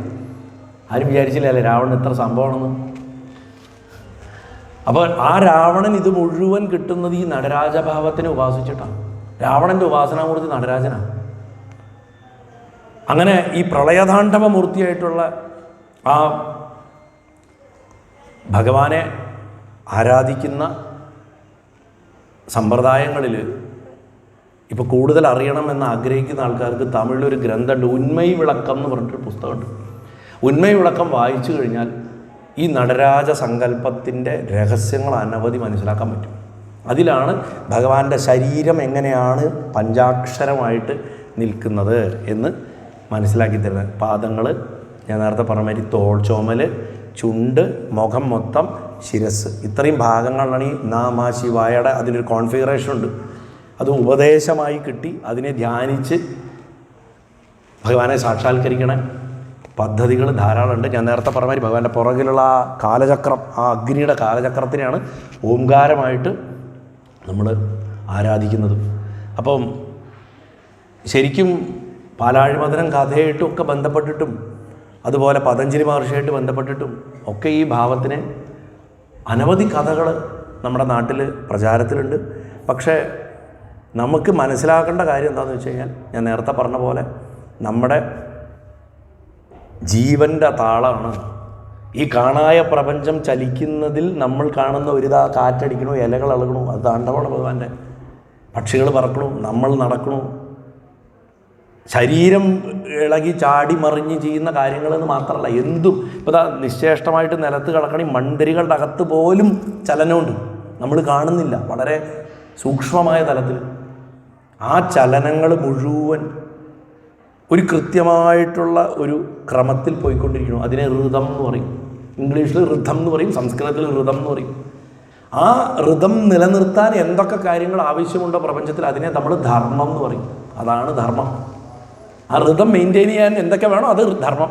അത് കാലത്തിനനുസരിച്ച് മാറുന്നതുകൊണ്ട് എല്ലാ കാലത്തേക്കും നിലനിൽക്കുന്ന കാര്യങ്ങളുണ്ട്. ഇപ്പം ഞാൻ പല സ്ഥലത്തും പറയാറുണ്ട്, ഗ്രാവിറ്റി, അതായത് ഉയർത്തി നിലത്തിട്ട് അത് നിലത്ത് വീഴും, ഇപ്പോഴും വീഴും. 2000 കൊല്ലം മുമ്പും വീഴും, 1,00,000 കൊല്ലം മുമ്പോഴും വീഴും, ഇനി 2000 കൊല്ലം കഴിഞ്ഞാലും ഇത് നിലത്തിട്ടാൽ വീഴും. ഇത് ധർമ്മമാണ് പ്രകൃതിയുടെ, ഇത് മാറില്ല. പക്ഷെ കാലത്തിനനുസരിച്ചിട്ട്, ദേശത്തിനനുസരിച്ചിട്ട്, കാലാവസ്ഥയ്ക്കനുസരിച്ചിട്ട് സമ്പ്രദായങ്ങൾ മാറും. അത് മാറേണ്ടത് മാറണം. അല്ലാണ്ട് 5-ാം നൂറ്റാണ്ടിലെ കാര്യമേ ഞാനിപ്പോൾ ചെയ്യുള്ളൂ എന്ന് പറഞ്ഞിട്ട് ശാഠ്യം പിടിക്കരുത്. അങ്ങനെ 2 തരം ധർമ്മമുണ്ട്. ഈ 2 തരം ധർമ്മം കൊണ്ടും വേണം ഈ ഋതം നിലനിർത്താൻ. ഞാൻ പല പ്രഭാഷണങ്ങളും പറയാറുണ്ട്. മഹാനാരായണോപനിഷത്തിലൊരു മന്ത്രമുണ്ട്, അത് മഹാദേവനെയും ആരാധിക്കാറുണ്ട്, മഹാവിഷ്ണുവിനെ ആരാധിക്കാറുണ്ട്. ഋതം സത്യം പരബ്രഹ്മം പുരുഷൻ കൃഷ്ണപിംഗളം മൂർധരേതം വിരൂപാക്ഷം വിശ്വരൂപായ വൈ നമോ നമ. അതിൽ ഒന്നാമത്തെ പേരെന്നെ നോക്കൂ, ഋതം. നീ ഋതമാണ്, പ്രപഞ്ചത്തിൻ്റെ താളമാണ് ഭഗവാനെ. നീ സത്യമാണ്, നീ മാത്രമേ ഉള്ളൂ. നീ പരബ്രഹ്മമാണ്, നീ പുരുഷനാണ്. പുരത്തിൽ ശയിക്കുന്നവൻ, നമ്മുടെ ശരീരമാകണ പുരം, അതിൽ ശയിക്കുന്നവനാണ്, കിടക്കണവനാണ് പുരുഷൻ. നമ്മുടെ ശരീരത്തിൽ ആരാ കിടക്കണത്? ആത്മാവ്. അവൻ പുരുഷൻ, പുരത്തിൽ ശയിക്കുന്നവൻ പുരുഷൻ. അതുകൊണ്ടാണ് ജഗന്നാഥപുരി ക്ഷേത്രത്തിലെ ദേവനെ പുരുഷോത്തമൻ എന്നാണ് പറയുക. പുരിയിലെ കൃഷ്ണനെ, ജഗന്നാഥനെ പുരുഷോത്തമൻ എന്നാണ് പറയുക. പുരുഷോത്തമ ക്ഷേത്രം എന്നാണ് കാണുകയും. അപ്പോൾ ആ ദേവനെ ആരെയാണോ നമ്മൾ ആരാധിക്കുന്നത്, ആ ദേവനെ തന്നെയാണ്, ആ ദേവൻ്റെ ചലനം തന്നെയാണ് അവിടെ. അത് വന്നു കഴിഞ്ഞാൽ എന്താ, നടരാജനും ഭഗവാനും തമ്മിൽ, ഗുരുവായൂരപ്പനും തമ്മിൽ വ്യത്യാസമില്ല. ശിവനും വിഷ്ണുവും എന്നുള്ള വേർപിരിവുകളൊന്നും സംഭവിക്കുന്നില്ല. ആത്മാവിൻ്റെ താളം, ആത്മതാളം, ദ്രുതതാളം. പ്രാചീന കാലത്ത് ഗോത്രവർഗ്ഗങ്ങളിൽ ആദിവാസികളായിരുന്ന കാലത്ത് നമ്മുടെ പൂർവീകരുടെ എത്രയോ ആദിമനിവാസികളായിരുന്ന മനുഷ്യർ തീക്കുണ്ടങ്ങൾ ഉണ്ടാക്കിയിട്ട് അവരൊരു വേട്ട നടത്തി കഴിഞ്ഞാലോ ഒരു കല്യാണം നടന്നു കഴിഞ്ഞാലോ എന്തെങ്കിലും ആഘോഷിക്കണമെങ്കിൽ മരിച്ചാലും അവർ നൃത്തം ചെയ്യും. ശരീരം കൊണ്ട് ഇളകി ഊർജത്തെ പുറപ്പെടുവിച്ച് അവർ ആ സ്ട്രെസ്സ് പുറത്തേക്ക് കളയും. സന്തോഷത്തിൻ്റെ സ്ട്രെസ്സും ദുഃഖത്തിൻ്റെ സ്ട്രെസ്സും നൃത്തത്തിൽ കൂടെയാണ് കളഞ്ഞിരുന്നത്. ആ നൃത്തത്തിന് നിയതമായിട്ടൊരു ചിട്ടയായിട്ടുള്ളൊരു രൂപം ഭഗവാൻ ഉണ്ടാക്കി. അതിൻ്റെ ഉള്ളിൽ വലിയൊരു രഹസ്യത്തെ ഒളിപ്പിച്ചു വെച്ചു. ചുരുക്കി പറഞ്ഞാൽ എന്താ, ഒരു മഹാത്മാവിന് മാത്രമേ മനുഷ്യൻ ഇങ്ങനെ കളിക്കുന്ന ഈ നൃത്തങ്ങളെയൊക്കെ ഓരോ മണൽത്തരിയുടെ ഉള്ളിലും കാണാൻ സാധിക്കുള്ളൂ. ഭഗവാനത് കണ്ടു. അതുകൊണ്ടാണ് ശിവൻ ഏറ്റവും വലിയ തപസ്വി ഋഷിയാവുന്നത്. ഗുരുക്കന്മാരുടെ ഗുരു, സ്വസ്തിശ്വാദി ശ്രീ ഗുരുഭ്യോ നമഃ. നമ്മൾ എന്തുകൊണ്ടാണ് പറഞ്ഞത്? എല്ലാ ഗുരുക്കന്മാരുടെയും നാഥനാണ് ഭഗവാൻ എന്ന് പറയാൻ കാരണം എന്താ? ഭഗവാൻ ഈ താളം കണ്ടെത്തിയ ആളാണ്. എന്നിട്ട് സ്വയമേവ ആ താളമായി മാറി. അവനവൻ്റെ ഉള്ളിൽ കണ്ടെത്തിയ താളത്തിനെ അദ്ദേഹം പ്രപഞ്ചത്തിൽ മുഴുവൻ കണ്ടു. എന്നിട്ട് ആ താളവും ഈ താളവും ഒന്നാണെന്ന് തെളിയിച്ചു തന്നു. ആ തെളിയിക്കുന്ന ഭാവത്തിനെയാണ് നടരാജഭാവം എന്ന് പറഞ്ഞത്. അതുകൊണ്ട് ശരിക്കും പറഞ്ഞാൽ നടരാജനെ എപ്പോഴാണ് ഉപാസിക്കേണ്ടതെന്ന് കൂടെ പറഞ്ഞ് ഞാനത് അവസാനിപ്പിക്കാം. നമ്മുടെ മനസ്സ് പടയ്ക്കുമ്പോൾ, ജീവിതത്തിൽ നമുക്കൊരു താളബോധമില്ലാതെ വരുമ്പോൾ, ഞാൻ തമാശയ്ക്ക് പറയാറുണ്ട്, പാലക്കാട്, ഞങ്ങൾ കിഴക്കൻ പാലക്കാട് ഭാഗത്ത് എൻ്റെ അമ്മൂമ്മയൊക്കെ ഉപയോഗിക്കുന്ന ഭാഷയാണ്. ഒരു ആള് അങ്ങനെ ശരിയല്ലാതെ നടക്കുന്ന ഒരാളാണ് ഈ പറയുക, അവനൊരു താളം കെട്ടതാ പറയും. നാടൻ ഭാഷയാണ്, പക്ഷെ അതിൻ്റെ ഭംഗി നോക്കൂ. ആ വാക്കിൽ അവനൊരു താളം കെട്ടതാന്ന് പറയും. കൊടുവായൂർ, എത്തനൂര്, തേങ്കുറിശി ഭാഗങ്ങളിലൊക്കെ പറയണൊരു വാക്കാണത്. നാടൻ ഭാഷയാണെങ്കിലും അതിൻ്റെ അകത്തിരിക്കുന്നത് വലിയൊരു തത്വമാണ് പറയണത്. അവൻ ആ ഋതുവുമായിട്ട്, പ്രകൃതിയുടെ ഋതുവായിട്ട് അവൻ ഒന്നിച്ചല്ല പോകുന്നത്. നമ്മൾ പ്രകൃതിയുടെ ഋതുവായിട്ട് ഒന്നിച്ച് പോയി കഴിഞ്ഞാൽ നമുക്ക് ഒരു സമാധാനക്കേടും വരില്ല.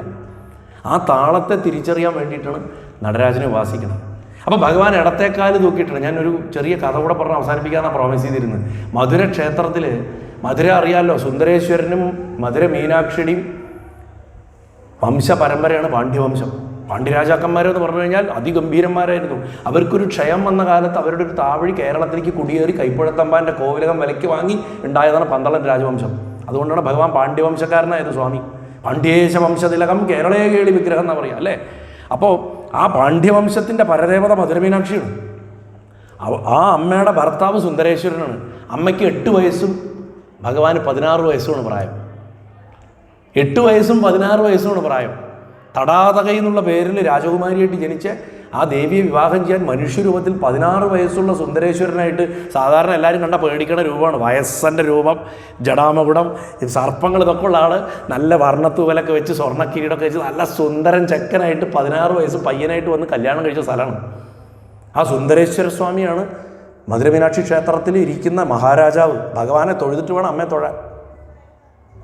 ആ സുന്ദരേശ്വരൻ്റെ താണ്ഡവം എല്ലാ പ്രദോഷത്തിനും മനുഷ്യന് കാണാൻ പറ്റുന്ന വിധത്തിലുണ്ടായിരുന്നു അത്ര ഒരു കാലത്ത് എല്ലാ പ്രദോഷത്തിനും നമ്മൾ അമ്പലത്തിൽ പോയിട്ട് തൊഴാൻ പോയി കഴിഞ്ഞാൽ ഭഗവാൻ അവിടെ നൃത്തം ചെയ്യണത് കാണാൻ സാധിക്കുമായിരുന്നു എന്നാണ് പറയുന്നത്. അപ്പോൾ രാജശേഖരൻ എന്ന് പറയുന്ന ഒരു പാണ്ഡ്യൻ ഉണ്ടായിരുന്നു. അയ്യപ്പസ്വാമിയുടെ അച്ഛൻ്റെ പേരും രാജശേഖരൻ എന്നാണല്ലോ, പന്തളത്തെ രാജാവ്. ഈ രാജശേഖര പാണ്ഡ്യൻ്റെ കാലത്ത് ഹാലാസ്യ മഹാത്മ്യത്തിൽ വരണ ഒരു കഥയാണ്. പാദം മാറി ആടിയ ലീലയിൽ എന്നാണ് അതിൻ്റെ പേര്. പാദം മാറ്റി കളിച്ച സ്ഥലം. അദ്ദേഹം എല്ലാ കലകളിലും മിടുമിടുക്കനായിരുന്നു. പക്ഷേ ഈ പാണ്ഡ്യന്മാർക്ക് എപ്പോഴും ചോഴന്മാരുമായിട്ട് ഈഗോ ക്ലാഷാണ്. ഒരു വലിയ പണ്ഡിതനായിട്ടുള്ള ഒരാൾ ചോഴരാജാവിൻ്റെ രാജധാനിയിൽ പോയിട്ട് അയാളെ ചില ടെസ്റ്റൊക്കെ നടത്തിയിട്ട് ചോഴരാജാവ് വിദ്യയിലെ ഏറ്റവും അറിവുള്ള ആളാണ് ഈ ലോകത്തിൽ, വിദ്യാസാർവഭൗമനാണെന്നുള്ള ടൈറ്റിൽ കൊടുത്തു. അപ്പോൾ രാജാവ് സന്തോഷിച്ചിട്ട് കുറേ സമ്മാനമൊക്കെ കൊടുത്തു. അയാൾ ഈ സ്വർണവും ഇതൊക്കെ വണ്ടിയിൽ ചുമപ്പിച്ചിട്ട് മധുരയിൽ വന്നു. മധുരയിൽ വന്നിട്ട് ഇവിടെ പാണ്ഡ്യൻ്റെ അടുത്ത് പറഞ്ഞു, ചോഴൻ എന്താ അറിയോ, അടിപൊളിയാണ്, വീണ്ടും എടുക്കണം, അയാൾക്ക് അറിയാത്ത കാര്യമില്ല. അപ്പോൾ പറഞ്ഞു, പാണ്ഡ്യൻ്റെ സിൽബന്തികളൊക്കെ ചുറ്റിയിരിക്കണം. അവർ നമ്മുടെ രാജാവിനും അസാധ്യ പണ്ഡിതനാണ്, അദ്ദേഹം നല്ല എന്താ പറയുക അറിവുള്ള ആളാണ്, നന്നായി പാട്ട് പാടും, അങ്ങനെയൊക്കെ പലതും പറഞ്ഞു. നൃത്തം ചെയ്യാൻ അറിയുമോ ചോദിച്ചു. അപ്പോൾ പാണ്ഡ്യൻ പറഞ്ഞു, എനിക്ക് നൃത്തം ചെയ്യാൻ അറിയില്ല. ചോഴൻ അസലായി നൃത്തം ചെയ്യുന്നു പറഞ്ഞു. ചോഴൻ നൃത്തത്തിലും മിടുമിടുക്കനാണ്. അങ്ങേക്ക് ഒരു കുറവുണ്ട്, അതുകൊണ്ട് എനിക്ക് അങ്ങേക്ക് സാർവഭൗമൻ്റെ പട്ടം തരാൻ പറ്റില്ല പറഞ്ഞു. അപ്പോൾ പാണ്ഡ്യൻ അത് കാര്യമാക്കിയില്ല. അദ്ദേഹം വിഷമം തോന്നിയെങ്കിലും പറഞ്ഞു, എല്ലാ മനുഷ്യർക്കും ഇപ്പോൾ എല്ലാം ഒക്കെ പഠിക്കാൻ പറ്റുമോ, സാരില്ല വേണ്ടി ഇയാൾക്ക് കുറച്ച് സമ്മാനം കൊടുത്ത് ഇയാളെ പറഞ്ഞയച്ചു. പക്ഷേ ഇത് മനസ്സിൽ കിടന്നു. ആരടുത്തെങ്കിലും പോയിട്ട് പഠിക്കാൻ ഈഗോ സമ്മതിക്കുന്നില്ല, എന്നാൽ തന്നെത്താൻ പഠിക്കാം എന്ന് പറഞ്ഞിട്ട് ഭഗവാനെ ധ്യാനിച്ചിട്ട് ശിവൻ്റെ നൃത്തം, താണ്ഡവം, അതായത് ചോഴൻ താണ്ഡവം ചെയ്യുന്ന പറഞ്ഞത്, ശിവൻ്റെ താണ്ഡവം, ശിവതാണ്ഡവം ആടുന്ന പറഞ്ഞു. അപ്പം മനസ്സിൽ ആലോചിച്ചു, ചോഴൻ അഹങ്കാരം കൊണ്ട് ചെയ്യും, എൻ്റെ ഭഗവാന്റെ നൃത്തം ചെയ്യാൻ എന്നെ കൊണ്ടാവുമോ, എന്നാലും സാരില്ല, ഒന്ന് ശ്രമിച്ചു നോക്കാൻ പറഞ്ഞിട്ട് ഈ ഇടത്തേക്കാല് തൂക്കി വലത്തേക്കാല് കൊത്തിയിട്ട് മൂപ്പര് പ്രാക്ടീസ് തുടങ്ങി. ഭയങ്കര കഷ്ടമാണ്. 4-5 സ്റ്റെപ്പ് വയ്ക്കുമ്പോഴേക്കും ഇടുപ്പൊക്കെ വേനിക്കാൻ തുടങ്ങും, ഇവിടെ പിടിക്കും. എന്നാലും അഭ്യാസിയാണ്, യോദ്ധാവാണെങ്കിലും അദ്ദേഹത്തിന് പോലും വഴങ്ങാണ്ടായി. ഇതിങ്ങനെ കുറേ ദിവസം പോയി കഴിഞ്ഞപ്പോൾ ആലോചിക്കും, ഞാൻ ആലോചിക്കണത് ശരിയാണോ, ഭഗവാൻ എത്ര കഷ്ടപ്പെടുണ്ടാവും ഇങ്ങനെ. കാരണം ഞാനിത് എപ്പോഴെങ്കിലും പ്രാക്ടീസിൻ്റെ സമയത്തേ ചെയ്യുള്ളൂ. ഭഗവാൻ സദാ നൃത്തം ചെയ്യണം, എല്ലാ ദിവസവും നൃത്തമുണ്ട്, നമുക്ക് വേണ്ടി നൃത്തം ചെയ്യണം. ഇത്ര സങ്കടമാണെന്നൊക്കെ ആലോചിച്ചുകൊണ്ടിരിക്കുമ്പോൾ പ്രദോഷം വന്നു. അപ്പോൾ മൂപ്പർ അവിടെ ചെന്ന് കഴിഞ്ഞു. ആരാധന കഴിഞ്ഞപ്പോൾ ഭഗവാൻ പ്രത്യക്ഷപ്പെട്ടു. അന്നത്തെ കാലത്ത് കാണാൻ പറ്റിയിരുന്നു അത്ര. കാരണം അദ്ദേഹത്തിൽ നിന്നുണ്ടായ വംശമായതുകൊണ്ട് അതിലുള്ള എല്ലാവർക്കും ഭഗവാന്റെ നൃത്തം കാണാമെന്നാണ്. ആ രജത സഭയിൽ, വെള്ളിയുടെ സഭയിൽ ഭഗവാൻ താണ്ഡവം തുടങ്ങി. ഭഗവാന്റെ നൃത്തം കണ്ടിട്ട് എല്ലാവരും ലയിച്ചിരിക്കുക. ആ ലയിച്ചിരിക്കുന്ന അത് നിത്യേന നടക്കുന്ന താണ്ഡവമാണ്. അങ്ങനെ ലയിച്ചിരിക്കുന്ന സമയത്ത് രാജശേഖരന് മാത്രം മനസ്സ് കോൺസെൻട്രേറ്റ് ചെയ്യാൻ പറ്റില്ല. അദ്ദേഹം ഭഗവാന്റെ ആ ഇടത്തെ കാലിലേക്ക് തന്നെ നോക്കിക്കൊണ്ടിരിക്കുന്നത്. അദ്ദേഹത്തിൻ്റെ നെഞ്ചിൻ്റെ ഉള്ളിൽ ഒരു പടപ്പും വിഷമവും വരാൻ തുടങ്ങി. അദ്ദേഹത്തിന് സങ്കടം വരാൻ തുടങ്ങി. അദ്ദേഹം കരയാൻ തുടങ്ങി. അദ്ദേഹം അവസാനത്തിൽ നൃത്തം അവസാനിച്ച ഉടനെ ഓടിപ്പോയിട്ട് ആ കാൽക്കറി നമസ്കരിച്ചിട്ട് പുറത്ത്, ഭഗവാനെ, ഈ അപരാധം അങ്ങയോട് തന്നെ അങ്ങ് ചെയ്യരുത്. അങ്ങ് എത്ര കഷ്ടപ്പെടുണ്ടാവും, അങ്ങക്ക് എത്ര കാല് വേദനിക്കുണ്ടാവും. ഈ ഇടത്തെ കാല് ഇങ്ങനെ കുത്തി നിന്ന് അങ്ങ് ഇത്ര നേരം ആടിയ താണ്ഡവം കണ്ടിട്ട് എനിക്ക് സങ്കടം വരും. എനിക്കൊരു 2 മിനിറ്റ് ആടുമ്പോഴേക്കും എനിക്ക് എത്ര വേദനിക്കണം എൻ്റെ ശരീരം. എൻ്റെ ഭഗവാനെ, അങ്ങ് എത്ര വേദന നിന്നിട്ടാണ് അങ്ങ് ഈ ശരീരം കൊണ്ട് ഇത് ചെയ്യണേ എന്ന് പറഞ്ഞ് ഭഗവാൻ ഒന്നും മിണ്ടിയില്ല അത്രേ. ഒരു പുഞ്ചിരിച്ച് മാത്രമേ ഉള്ളൂ. അപ്പോൾ എടുത്ത വഴിക്ക് പാണ്ഡ്യൻ തൻ്റെ സ്നേഹം കൊണ്ട്, നോക്കൂ, ഞാൻ തുടക്കത്തിൽ പറഞ്ഞു, അവനും അവളിനും വിളിക്കണ പോലെ സ്നേഹം അത്. നീ ഇപ്പം കാല് മാറിയിട്ട് വലത്തേക്കാല് കുത്തിയിട്ട് ഇടത്തേക്കാല് പൊക്കണം മാറ്റിയിട്ട് ഇടത്തേക്കാലിന് റെസ്റ്റ് കൊടുത്ത് കുത്തി നിന്നിട്ട് വലത്തേക്കാല് പൊക്കി നിന്നിട്ട് ആടിയില്ലെങ്കിൽ ഞാൻ തലവെട്ടി മരിക്കും പറഞ്ഞു. ഈ കാലിന് റെസ്റ്റ് കൊടുക്കണം. കാരണം എത്ര തന്നെ നേരം ഇടത്തേക്കാല് പൊക്കി നിൽക്കും. ഇടത്തേക്കാല് പൊക്കിയിട്ട് അത് എവിടെയാണ് കൊണ്ടുവരുന്നത്? ഇവിടെയാണ് കൊണ്ടുവരുന്നത്. ഏകദേശം അരയുടെ മുകളിലേക്ക് കൊണ്ടുവന്നിട്ടാണല്ലോ നൃത്തം ചെയ്യണം. കാല് പൊക്കി നോക്കൂ, അപ്പം പിടിക്കും. താണ്ഡവം ഭഗവാന്റെ കൈക്കും കാലിനും നല്ല ദൈർഘ്യമുണ്ട്. ആജാനുബാഹുവാ ഭഗവാൻ. കൈപ്പത്തികൾ മുട്ടിത്തട്ടും. ഒരു കുതിര നിന്നാൽ ഒത്ത കുതിര നിന്നാൽ ആ കുതിരയുടെ മുഖത്തിൻ്റെ അവിടെ ഭഗവാന്റെ മുഖം വരുന്നതാണ്. ഹൈറ്റ് പറയാം. ഭഗവാന്റെ ഹൈറ്റ് നമുക്ക് പറയാൻ പാടില്ല. എത്ര വേണമെങ്കിലും ഹൈറ്റ് ഉണ്ടാവാം. പക്ഷെ സാമാന്യ ലക്ഷണം പറയാറുള്ളതാണ്. അങ്ങനെയുള്ള ഒരാളുടെ കൈയിൻ്റെയും കാലിൻ്റെയും നീളം കൊണ്ട് നമുക്ക് ആലോചിക്കാം അതിൻ്റെ അഴകെന്തായിരിക്കുന്നു. അപ്പോൾ പറയുക, നീ ആ വലത്തേക്കാല് ഉയർത്തി ഇടത്തേക്കാല് കുത്തിയിട്ടൊന്ന് ആടിയില്ല എന്നുണ്ടെങ്കിൽ ഞാൻ തലവെട്ടി മരിക്കുന്നു പറഞ്ഞു. അപ്പോഴും ഭഗവാൻ അങ്ങനെ തന്നെ നിന്നേ ഉള്ളൂ അത്ര. താണ്ഡവം അവസാനിച്ച് നിൽക്കുന്നത് അങ്ങനെയാണല്ലോ, കൈ ചൂണ്ടി അങ്ങനെയല്ലേ നിൽക്കുക.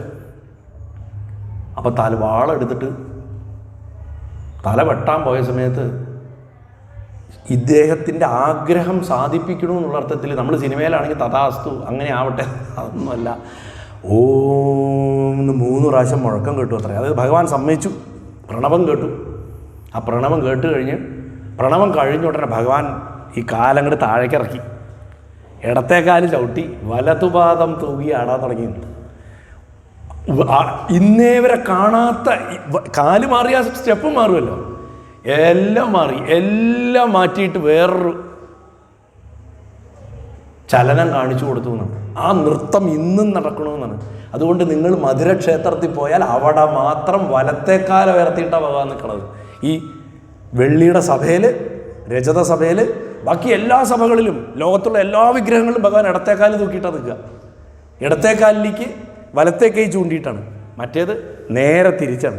ഇങ്ങനെയാണ് ഈ കാല് മാറിയിട്ട് ആടിയിരിക്കുന്നത്. ഇതാണ് പെർമനൻ്റ് ആയിട്ടുള്ളത്. സ്ഥിരം നമ്മൾ കാണുന്നത് ഇവിടെ ഇങ്ങനെയായിരിക്കും. വലതേ കാല് തൂക്കിയിട്ടാണ് ആടുക. ഇന്നും നമുക്ക് കാണാം. നമ്മൾ അകത്തേക്ക് കയറുമ്പോൾ മധുര ക്ഷേത്രത്തിൽ സുന്ദരേശ്വര സ്വാമിയെ കാണാൻ നമ്മൾ കയറുമ്പോൾ നമ്മുടെ ഈ റൈറ്റ് സൈഡിലായിട്ട് വരും രജത സഭ, വെള്ളിയുടെ സഭ. അവിടെയാണ് ഭഗവാന്റെ. അവിടെ ഭഗവാൻ ആടുന്നത് കാണേണ്ടതാണ്. ആ വിഗ്രഹം അങ്ങനെയാണ്, മാസീവ് വിഗ്രഹമാണ്. ഓൾമോസ്റ്റ് ഈ സ്റ്റേജിൻ്റെ അത്രയും വലിപ്പം ഉണ്ടാവും ആ വിഗ്രഹത്തിന്. ചിദംബരത്തെ വിഗ്രഹത്തിന് അത്രയും വലിപ്പമില്ല. അപ്പോൾ ഇതൊക്കെയാണ് ഇതിൻ്റെ ഒരു പൊടി വെതറിയിട്ടേ ഉള്ളൂ. ഒന്നും എവിടെ ആയിട്ടില്ല. ഞാൻ പറഞ്ഞല്ലോ, ഒരു ക്ഷേത്രാങ്കണത്തിൽ നമ്മളൊരു പ്രഭാഷണം ചെയ്യുമ്പോൾ അതിൻ്റെ ഒരു ലാഘവത്തിലും കൂടെ വേണം, വല്ലാണ്ട് കട്ടിയിൽ നമുക്കിത് പറയാൻ പറ്റില്ല. ഇത് വളരെ ഗഹനമായിട്ടൊരു വിഷയമാണ്.